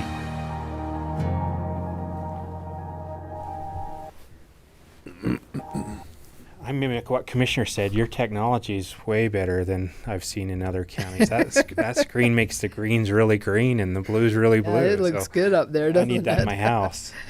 So the Lee Ray McAllister Fund started in the early 90s, and 2 sessions ago, they did move the Lee Ray McAllister into the Department of Ag and now call it the Lee Ray McAllister Working Farm and Ranch Protection Fund.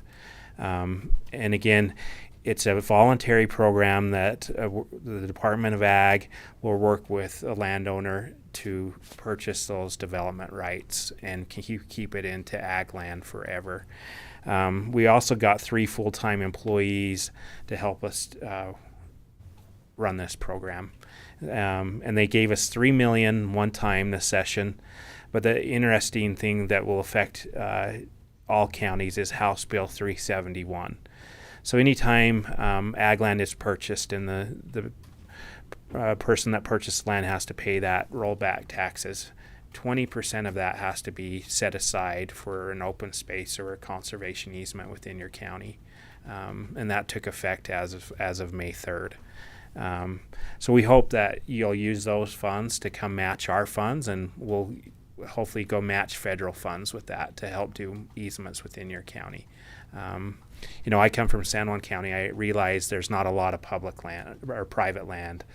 And so, but there is ways that we can conserve ag land that's zoned for ag. And this is an opportunity for us to do it. So we're excited about House Bill 371 to use that 20% and again, match it with our funds and help.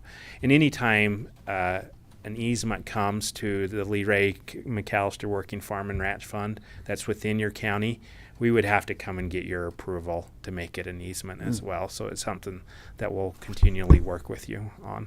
So we've done a 1 or 2 of those since I've been around.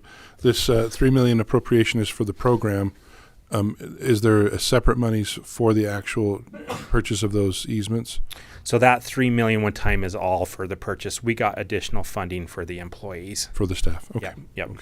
Because I mean, it doesn't get you very far. They're often very expensive, yeah. But you have to go back to the legislature every year to try to get that, right? Agreed. And it's been I saw sporadically. Yeah, that's what I was going to say. Isn't it a multi-year process to, Yes. As far as any particular easement that gets implemented? It takes a long time, yes. And we just hired Jeremy Christensen, and he'll probably come visit with you on at least introducing himself and seeing what he can do to help you with that 20% as well.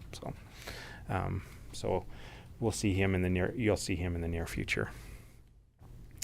The other program that's a free program for producers that we haven't shared enough about is our mediation program. So anytime a producer has a dispute with a federal agency, we know that never happens, right? And they never fight with BLM or the Forest Service. We offer a free mediation to see if there's a way we can keep it out of litigation. We have a full-time mediator that works with our agency, and it has worked. We've seen it be very successful. So if there is some type of dispute that you hear of a producer again with, and it can be other things, and they need a mediator, maybe they're disputing with a neighbor or something, it's at the discretion of the commissioner what we can use that mediator to help keep the producers out of very long and expensive litigation. So again, like I said, we'll share these programs with you in an email that you can share with your constituents.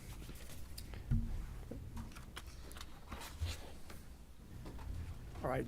We really appreciate your time, and hopefully this has been a good experience for you. But what the takeaway is here is we hope that as you work with your citizens here in the community, you'll be able to find ways to help agriculture remain viable in every opportunity that you have.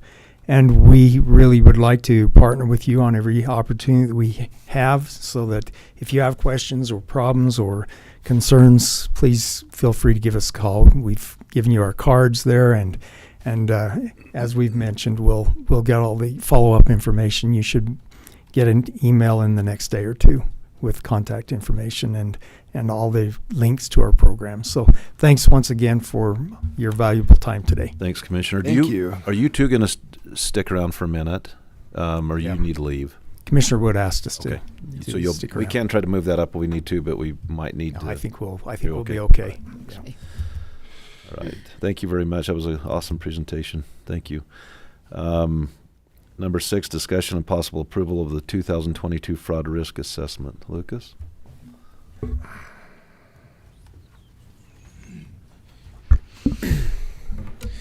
Hi. So every year we do this fraud risk assessment. I'm sure you guys have seen it before.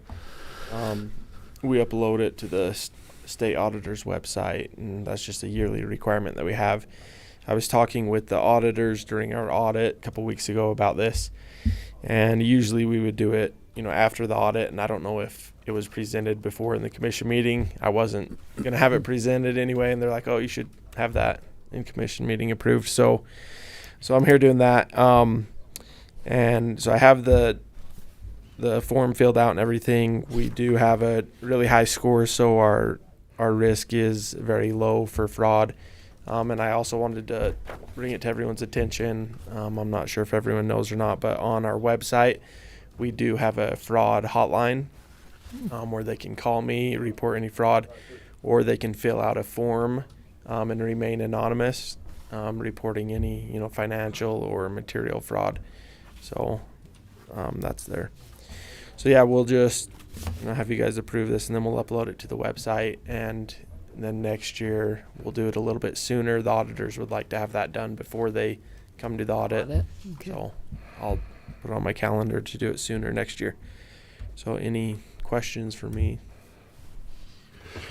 Nope. I would move for approval of the 2022 fraud risk assessment. Second. It's been moved and seconded. All in favor? Aye. Aye. Aye. Motion carries. Thanks, Lucas. Thanks.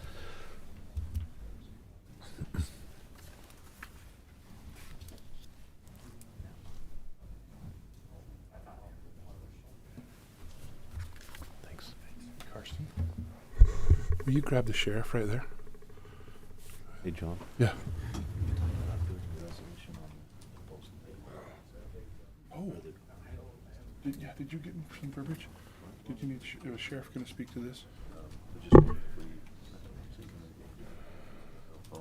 Oh, yeah. Yeah.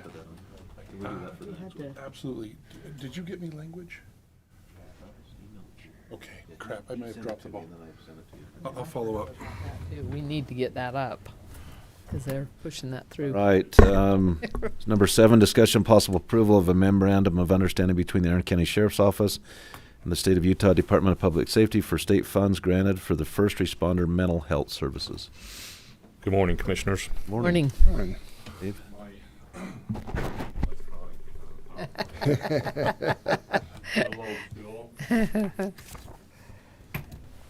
So during the 2022 general season, State of Utah passed House Bill 23, which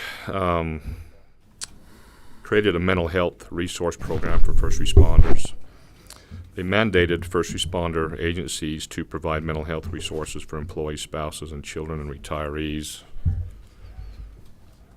On that second page, the bill appropriates in the fiscal year of 2023, and this was a one-time funding of $5 million. That money was then transferred to the Department of Public Safety, who created a committee to review the grants and to distribute the money, and then, of course, track its success. So that's where we're at. The second set of papers I've given you. So this is the actual grant. Everything in black was the questions that were asked. Everything in red were my answers. And our current program, we have access to 8 trained peer support personnel. We have counseling sessions to all employees through Mental Health Solutions, as well as Comp Psych. Policies and procedures that promote officer health, safety, and mental health. We also included to attend one-hour mental health classroom training annually, which is conducted during our in-house training. So what we did is that this is an expansion to our current mental health program through the county. But we expanded from 0 counseling sessions, and I'm on page 2 of this. We expanded from 0 counseling sessions to 2 full-hour sessions annually. We're going to implement a spousal program, support program that has been long needed in our agency. We could have the funds available for critical incident debriefs as needed.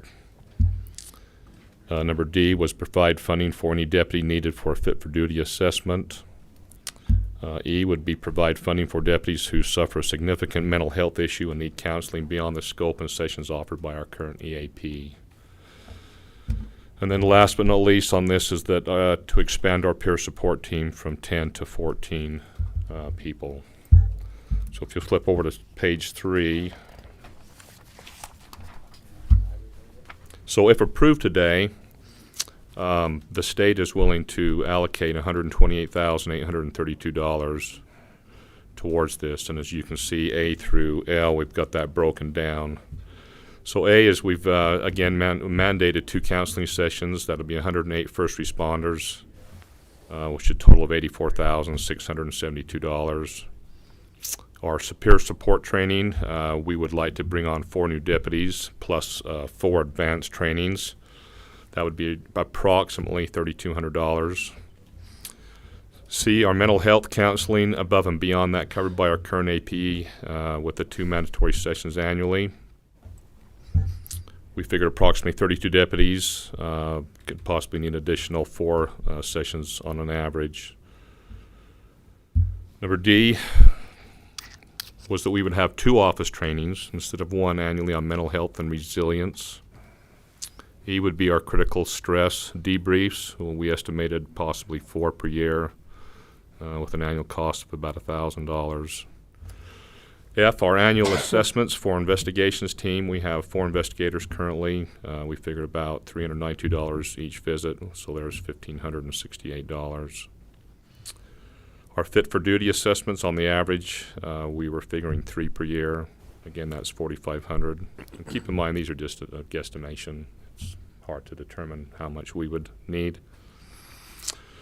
Mental health counseling above and beyond our EAP, additional 60 sessions for spouses and children's. That would total $9,000. BiTAPs for spouses and children. We figured about 23 sets at $204 a piece. That's $4,600 4,692, excuse me. We will have quarterly training events, training on mental health and stress, and then, of course, training on the budget and finance management.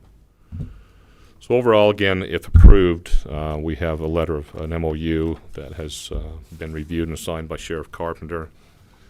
If you're okay with that, we would submit that to the state. The state would then send the money to the county, and then we would start to implement this program. So this is, so the 5 million, or the, what was it? Was it 5 million total per state. It was one time. It's a one-time So is fund, this going to yeah. be one time for us until, until there's future funding? To the best of my knowledge, yes, this is a one-time fund to kind of, I guess, kickstart the program to make sure that we're meeting those mandates. I do know in 2024 there's going to be some additional mandates that come out.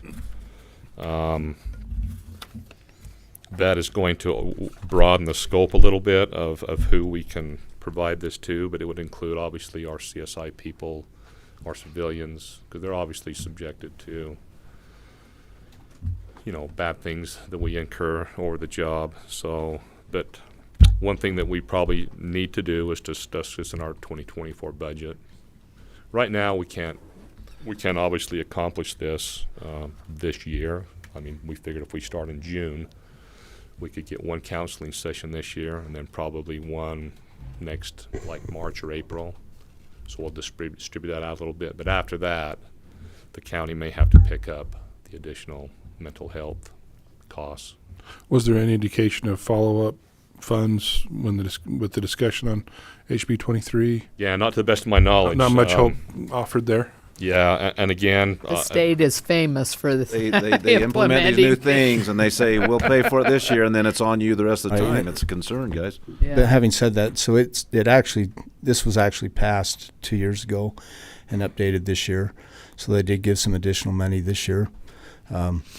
So who knows? I mean, They've agreed to give us this much. This is what we've been given so far. We're hoping that will continue, and I think that the Law Enforcement Legislative Committee will continue to fight for that funding. additional money. Right, but whether we get it or not, I know. Who knows? I mean, it's a hard thing to know for sure. It's becoming a very important part of what we do. Sure. It is. Oh, yeah. It is. But they're actually calling these assessments as wellness checks. I guess that's a friendly name. I mean, so worst case scenario, and assuming your assumptions are correct, it's probably an additional $120,000 per year for the. I mean, for your department. Well, that's really hard to say.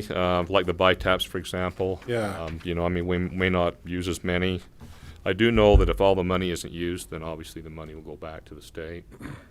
I mean, but that's kind of your best estimate, right? It is.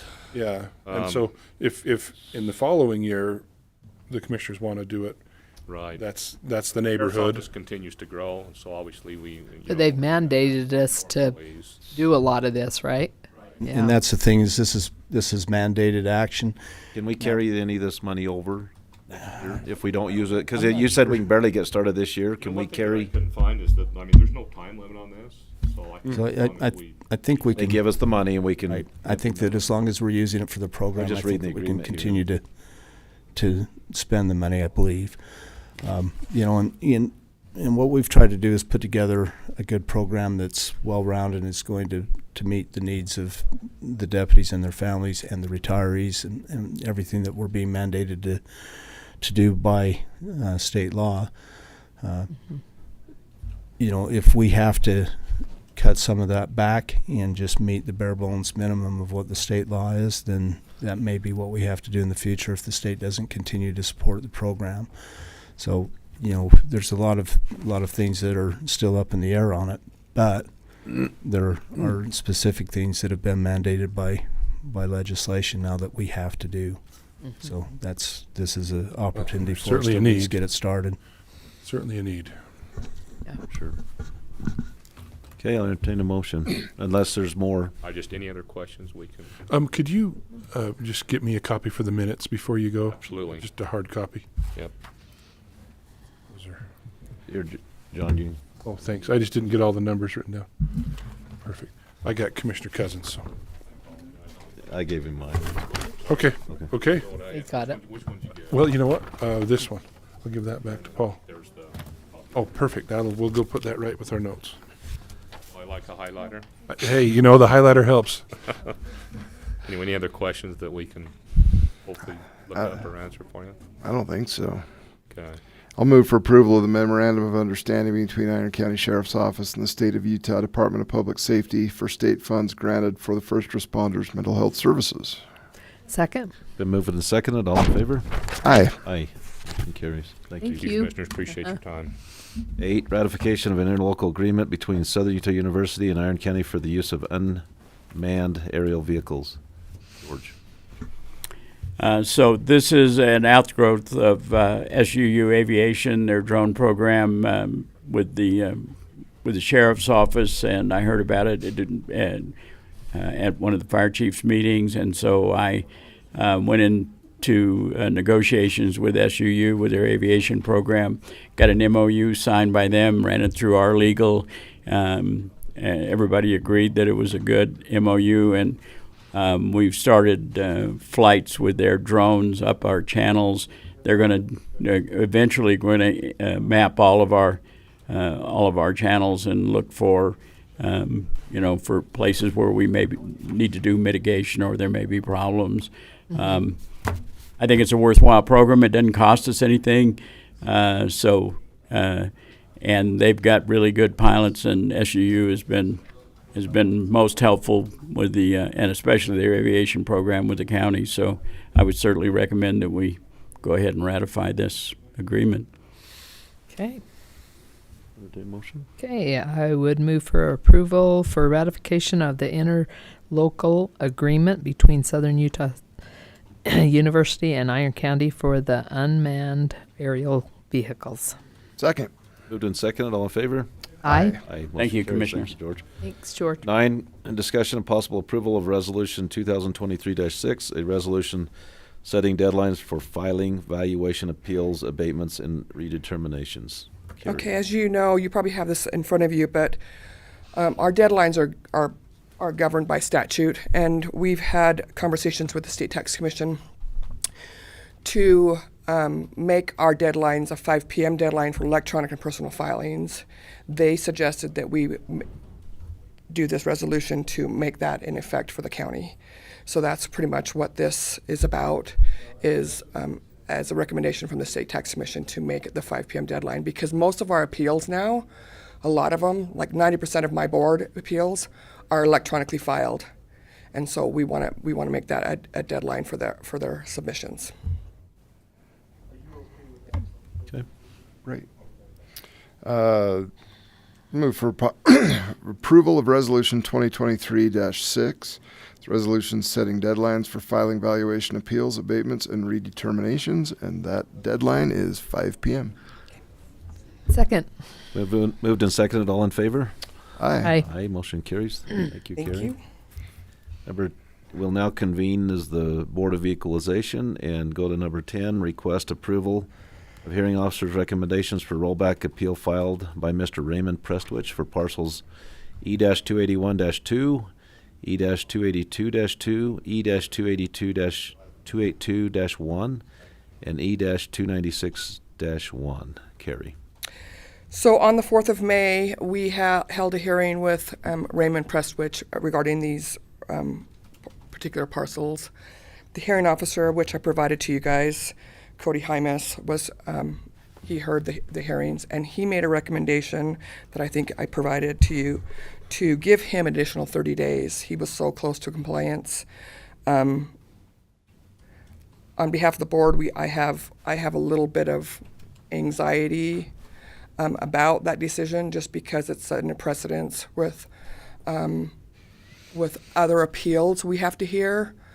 But the decision is ultimately yours to whether you're going to approve that decision or deny it. This, I believe,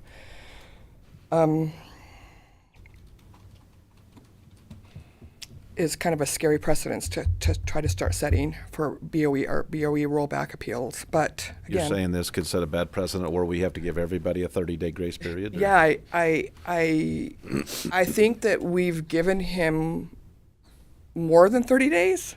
This has been an ongoing issue with Mr. Presswich for a while. But again, I don't make those decisions, and that's one of the reasons why we have hearing officers to make those recommendations. So this is Cody recommended, obviously, to give him 30 days, and his deadline is June 12th. I guess Braden can attest to whether or not he's gone out and periodically checked out there, and if you want to hear from him, he's happy to talk about what he's gone out a couple times since our hearing to see, what the progress he's made. So I don't we know. definitely need to hear from Braden. Or Karsten. And Karsten. So just to give you a little bit Karsten, of could you background. state your name for Yeah, the sorry, Karsten Reed, assessor. Braden really inherited a challenging situation when he was promoted to be the Greenbelt supervisor.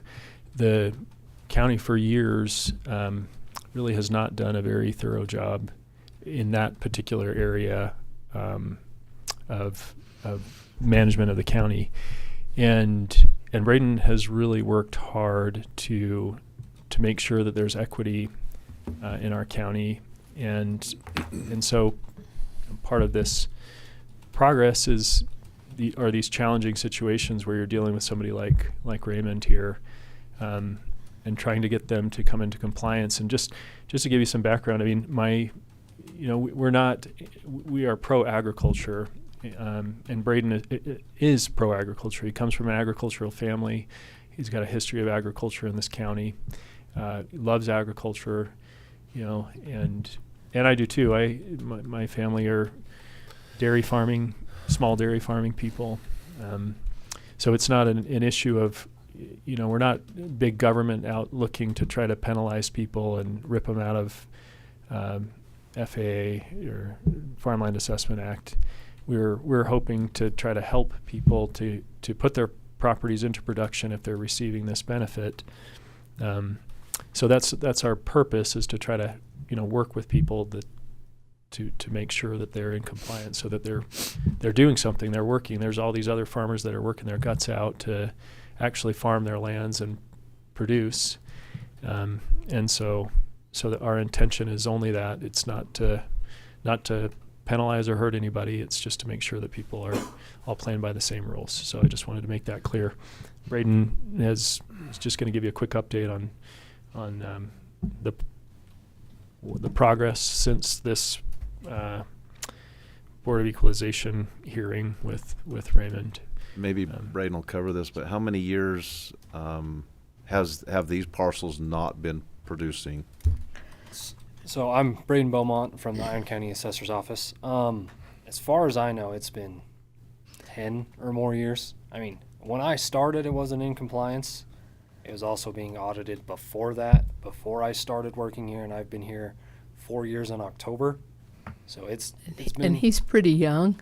Yeah, I'm and I'm pretty 27, old, so and I never remember animals on that property. yeah, so ever. I don't. It could be much longer than 10 years. And Never. These parcels that I read, is that just that strip of land along Canaryville on the east side of the road? Yep. On Old That's Highway just- 91. That's the only one we're dealing with today. Everything else has been brought into compliance. We did that audit with Brady Kelsey from the state, and he went through, he got himself in compliance on those other parcels.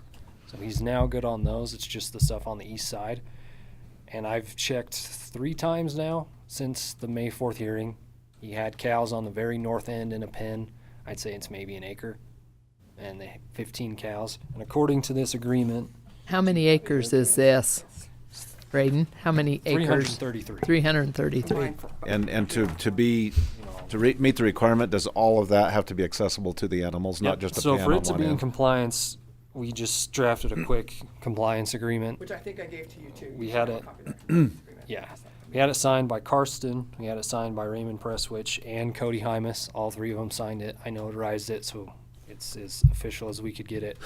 He had to have a total of, 52 cows on 333 acres, and it had to be open. Like I said, 2 weeks ago, Karsten and I went out there. There was 15 cows on a little maybe 1 acre pen. I went out this morning, and I have pictures I can show you. I took pictures. I can spot a single cow on the stretch from right Could where you put those Raymond's on the house screen, is. your pictures you took? I may be able to. I can give them to John and see if he can get them. Have you got them? Yeah, I have them back here, but there's nothing on there. Let me grab those and see if we can get them on Thank the you. screen. If you have Google Photos, he could probably log into your. Could we have Commissioner Butters come up now, since we got a break right here while he's doing that? And I asked him to chime in. Yes. Thank you very much for the opportunity. Just a little bit about my background. I come from a dairy farm background also, so the Farmland Assessment Act was very important to me. But I also served for 6 years on the county council in Cache County and 6 years as the county executive, and all 12 of those years was a hearing officer. So I've dealt with green belt rollback issues before. The reason I think that it is so important for counties to be up to date on their green belt is because we're under constant scrutiny by the state to make sure that the county is following the code here. And we saw cases in Cache County where livestock had not, there had been no agricultural production on greenbelt land. And so we had to pull that land out of greenbelt. We had to roll that back. And then once that's done, it takes 2 years to get the land back into greenbelt. So I think you're pursuing this in the right way. And it's a difficult thing for landowners. I've heard a lot of complaints about the greenbelt enforcement, but it's very important to follow through. That way you're preserving this rollback option for all agricultural producers, and we put it at risk every time we don't enforce it. So, And what's your opinion on the? We're always concerned, as I'm sure you were when you were in this seat, or these seats, about setting bad precedences. That you. Yeah. That's a real concern for me. Well, I think so. I think you have to be consistent in the way you apply the law, and if there is an accommodation made, there has to be a good reason for it. And so if there's just a lack of concern by the landowner, or not being willing to participate, then I think you just need to be consistent in the way you apply the law. Thank you. Thank you. Yeah, thanks. We were out there with Mr. Prestwich and Braden and several months ago, probably meeting. 6 or How 8 many months months? ago. 6 months, 8 months that we talked about this on the side of the road. It was really cold. It was very cold. Mike didn't have a jacket, so he That day. remembers very Yeah, I well. didn't grab a jacket. I left my think jacket it in was my car, like in so it was very December. cold. Karsten Reed, assessor. Many meetings with Raymond, and just for the record, I genuinely like Raymond. He's a good man. Just has struggled with putting these properties into production. So at this point, with regards to this compliance agreement, regardless of which way you vote, he really only does have just a few more days to be in compliance. Braden's going to pull up these photos to show you where things are at as of today. How many months ago was it we met there? Was it? Do you remember? Braden. We're out there in March. March. So, and he is not in compliance as of this compliance agreement now. He had to be on there from May 12th until June 12th, the whole 30 days with 52 cows. And as of today, he's not in compliance at all. Just, I want to make that clear. Even if he throws cows out there, He still won't he hasn't be in met 30 compliance. days up to June 12th. If that makes sense. We're still working on getting those up. Okay, I'd like to just say something.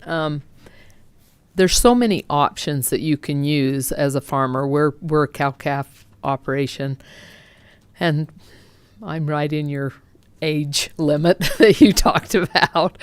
But there's so many options that you can lease property. Any producer would love to be able to lease that type of property and put a fence around it, and they would love to do that, or sell one of the pieces. He has several pieces all over the county. Sell one piece to put the money into fencing and compliance on the other pieces. I just feel like I don't know whether he just feels hopeless that he can't do it because there's just too much. I mean, he's having to. It just is. It's frustrating as a county and as a producer that somebody is so out of compliant.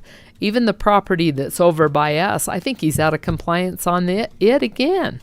And, you know, my son has cattle right there in a little pen on our 30 acres, and he would love to put it out on the family farm that Raymond bought from my husband's uncles years ago, because there's beautiful grass out there, and it's wasted. To me, it's just so sad that he, you know, let somebody else use that and make, you know, and then he could make money for, you know, if you lease that property, you could make money for your other pieces to get in compliance. I mean, there's just so many options out there that, you know, over the years that they've tried to get him in compliance. It's just sad that we haven't been able to do that. And I think that, you know, we really need to, you know, go forward on this one because until you do, you know, there's other land in the county that needs to be looked at also.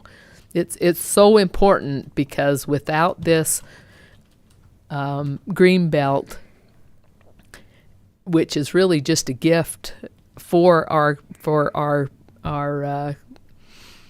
industry, we couldn't do it without it. There's no way that we could make a living on the properties that we have without that green belt advantage. So, you about got that? Ian? He's working on it. We failed at about 3 different avenues here. If it's 2, I don't know that you really need to. You can see the photos. I think but most of Braden's us know where it testimony is. And yeah, there. Anybody that drives to Canairville, it's between the Coronado's property and the town of Canairville. Or no, it's Suicide turn. Corner. 2 Coronado's, right? 2 Coronados. Yeah, that's right. Yeah, I mean, it's on the east. The road that goes up Canairville. I will say I have tremendous respect for Cody Hymas, the hearing officer, and you know, trust him implicitly. He has all of the designations and degrees, and he comes from an agricultural background. He was raised on a farm as well, so He did struggle. yeah, I think you can. So, just with respect to what he's recommended, you know, I trust him. So, just till the 12th. So, anyways, that's what I wanted to say. I appreciate Mr. Hymas a great deal, and I think that 30 days is really generous. But if we're already 2 weeks into that 30 days with non-compliance, I mean, there doesn't sound like we took advantage of that 30-day grace period to get things in place. So it sounds like that opportunity's come and gone. So how do we proceed on that? Do we deny the 30 days then? Is that how we? You can, or you can approve it. And does that, if we take action To deny it? and do not, don't follow the hearing officer's recommendation, is He'll that get a is that formal- all that needs to be done? Yes, he'll get a formal letter from me. Raymond will get a formal letter from me saying that the commission denied Cody's recommendation, and that he'll have 30 days to appeal it to the state tax commission. So he still retains appeal rights to the state. Whether he does that is entirely up to him. And then if the rollback happens, it takes 2 years for him to be able to qualify again. Yeah, he'll have to go through all of that process again with the assessor's office in Braden. He'll have to reapply and, yeah.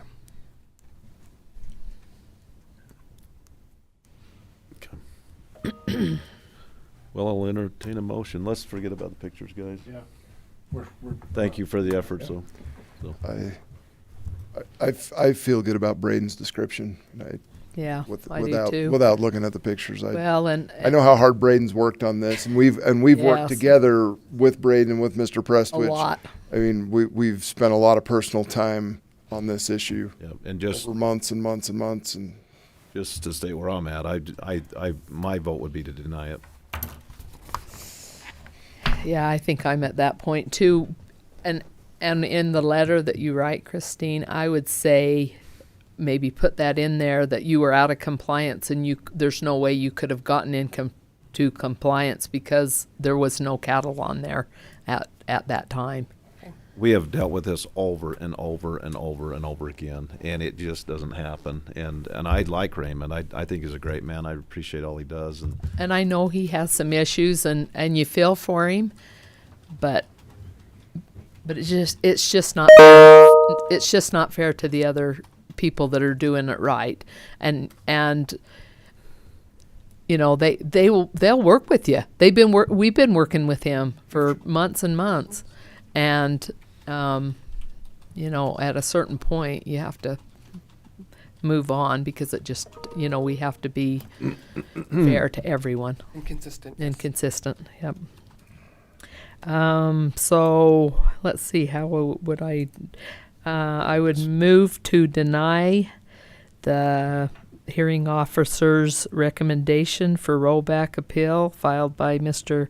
Raymond Prestwich for parcels, and there's outlined there on the number 10 on the agenda. I'll second.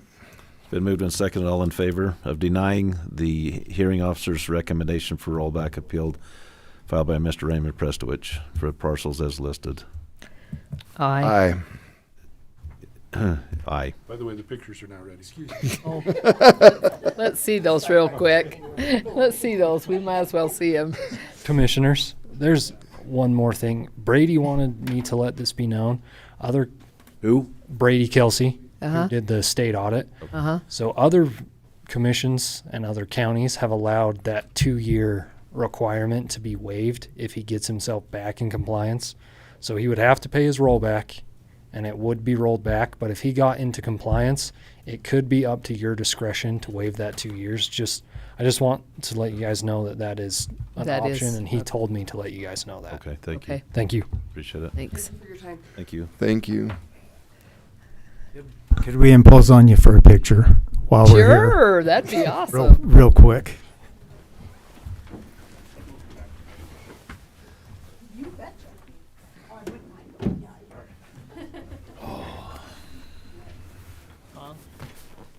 Oh. Yep. Oh, let me. What I use that between them. Sorry about that. Or by in between. There you go. There we go. This kind of is a bad spotlight, right? That's why we put you right there. Come forward. There we go. There, that's much better. Paul's got a halo above his head. The one and only time. Appropriate. That's right.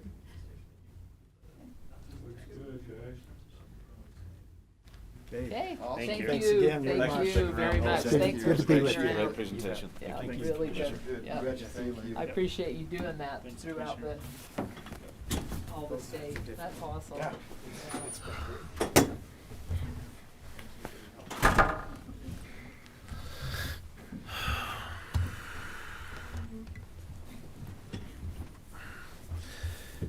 All right. We will now reconvene as Iron County Commission and go to 11, personnel. Jennifer? Hello again. Spencer Nelson from Sheriff's Office Correction was selected from the most recent competitive recruiting and interview process to fill the vacant full-time Deputy 1 position effective 5/29/2023. Clayton Mitchell from Corrections as well has completed all tasks required to be promoted from a Medical Deputy 2 to a Medical Deputy 3 effective May 14th, 2023. Jared Ford has completed all tasks required to be promoted from a Deputy 2 to a Deputy 3 effective May 14th, 2023. Eric Roman has completed all tasks required to be promoted from a Deputy 2 to a Deputy 3 effective May 14th, 2023. Dallas Smith was selected from the most recent competitive recruiting and interview process to backfill the vacant full-time creative design specialist position in the tourism department, effective 6/12/2023. And I don't know if you wanted to vote on those before we talked about the post policy. Sure. I'll move for approval of personnel items number 11A through C as described. Second. It's been moved and seconded. All in favor? Aye. Aye. Motion carries. D. Perfect. Okay, so in the past, Post Academy has allowed our officers to stay in their dorms for the weekend. Because of that, our policy kind of outlined travel time not being afforded for those employees because they had a place to stay over the weekend. Recently, they have changed, Post has changed to where they will close up their dorm room style housing after their Thursday stay, and they will need to come home. Because of that, we thought it would be appropriate to change the policy to allow them to be paid for their travel time home, because they don't have any other option to stay up there.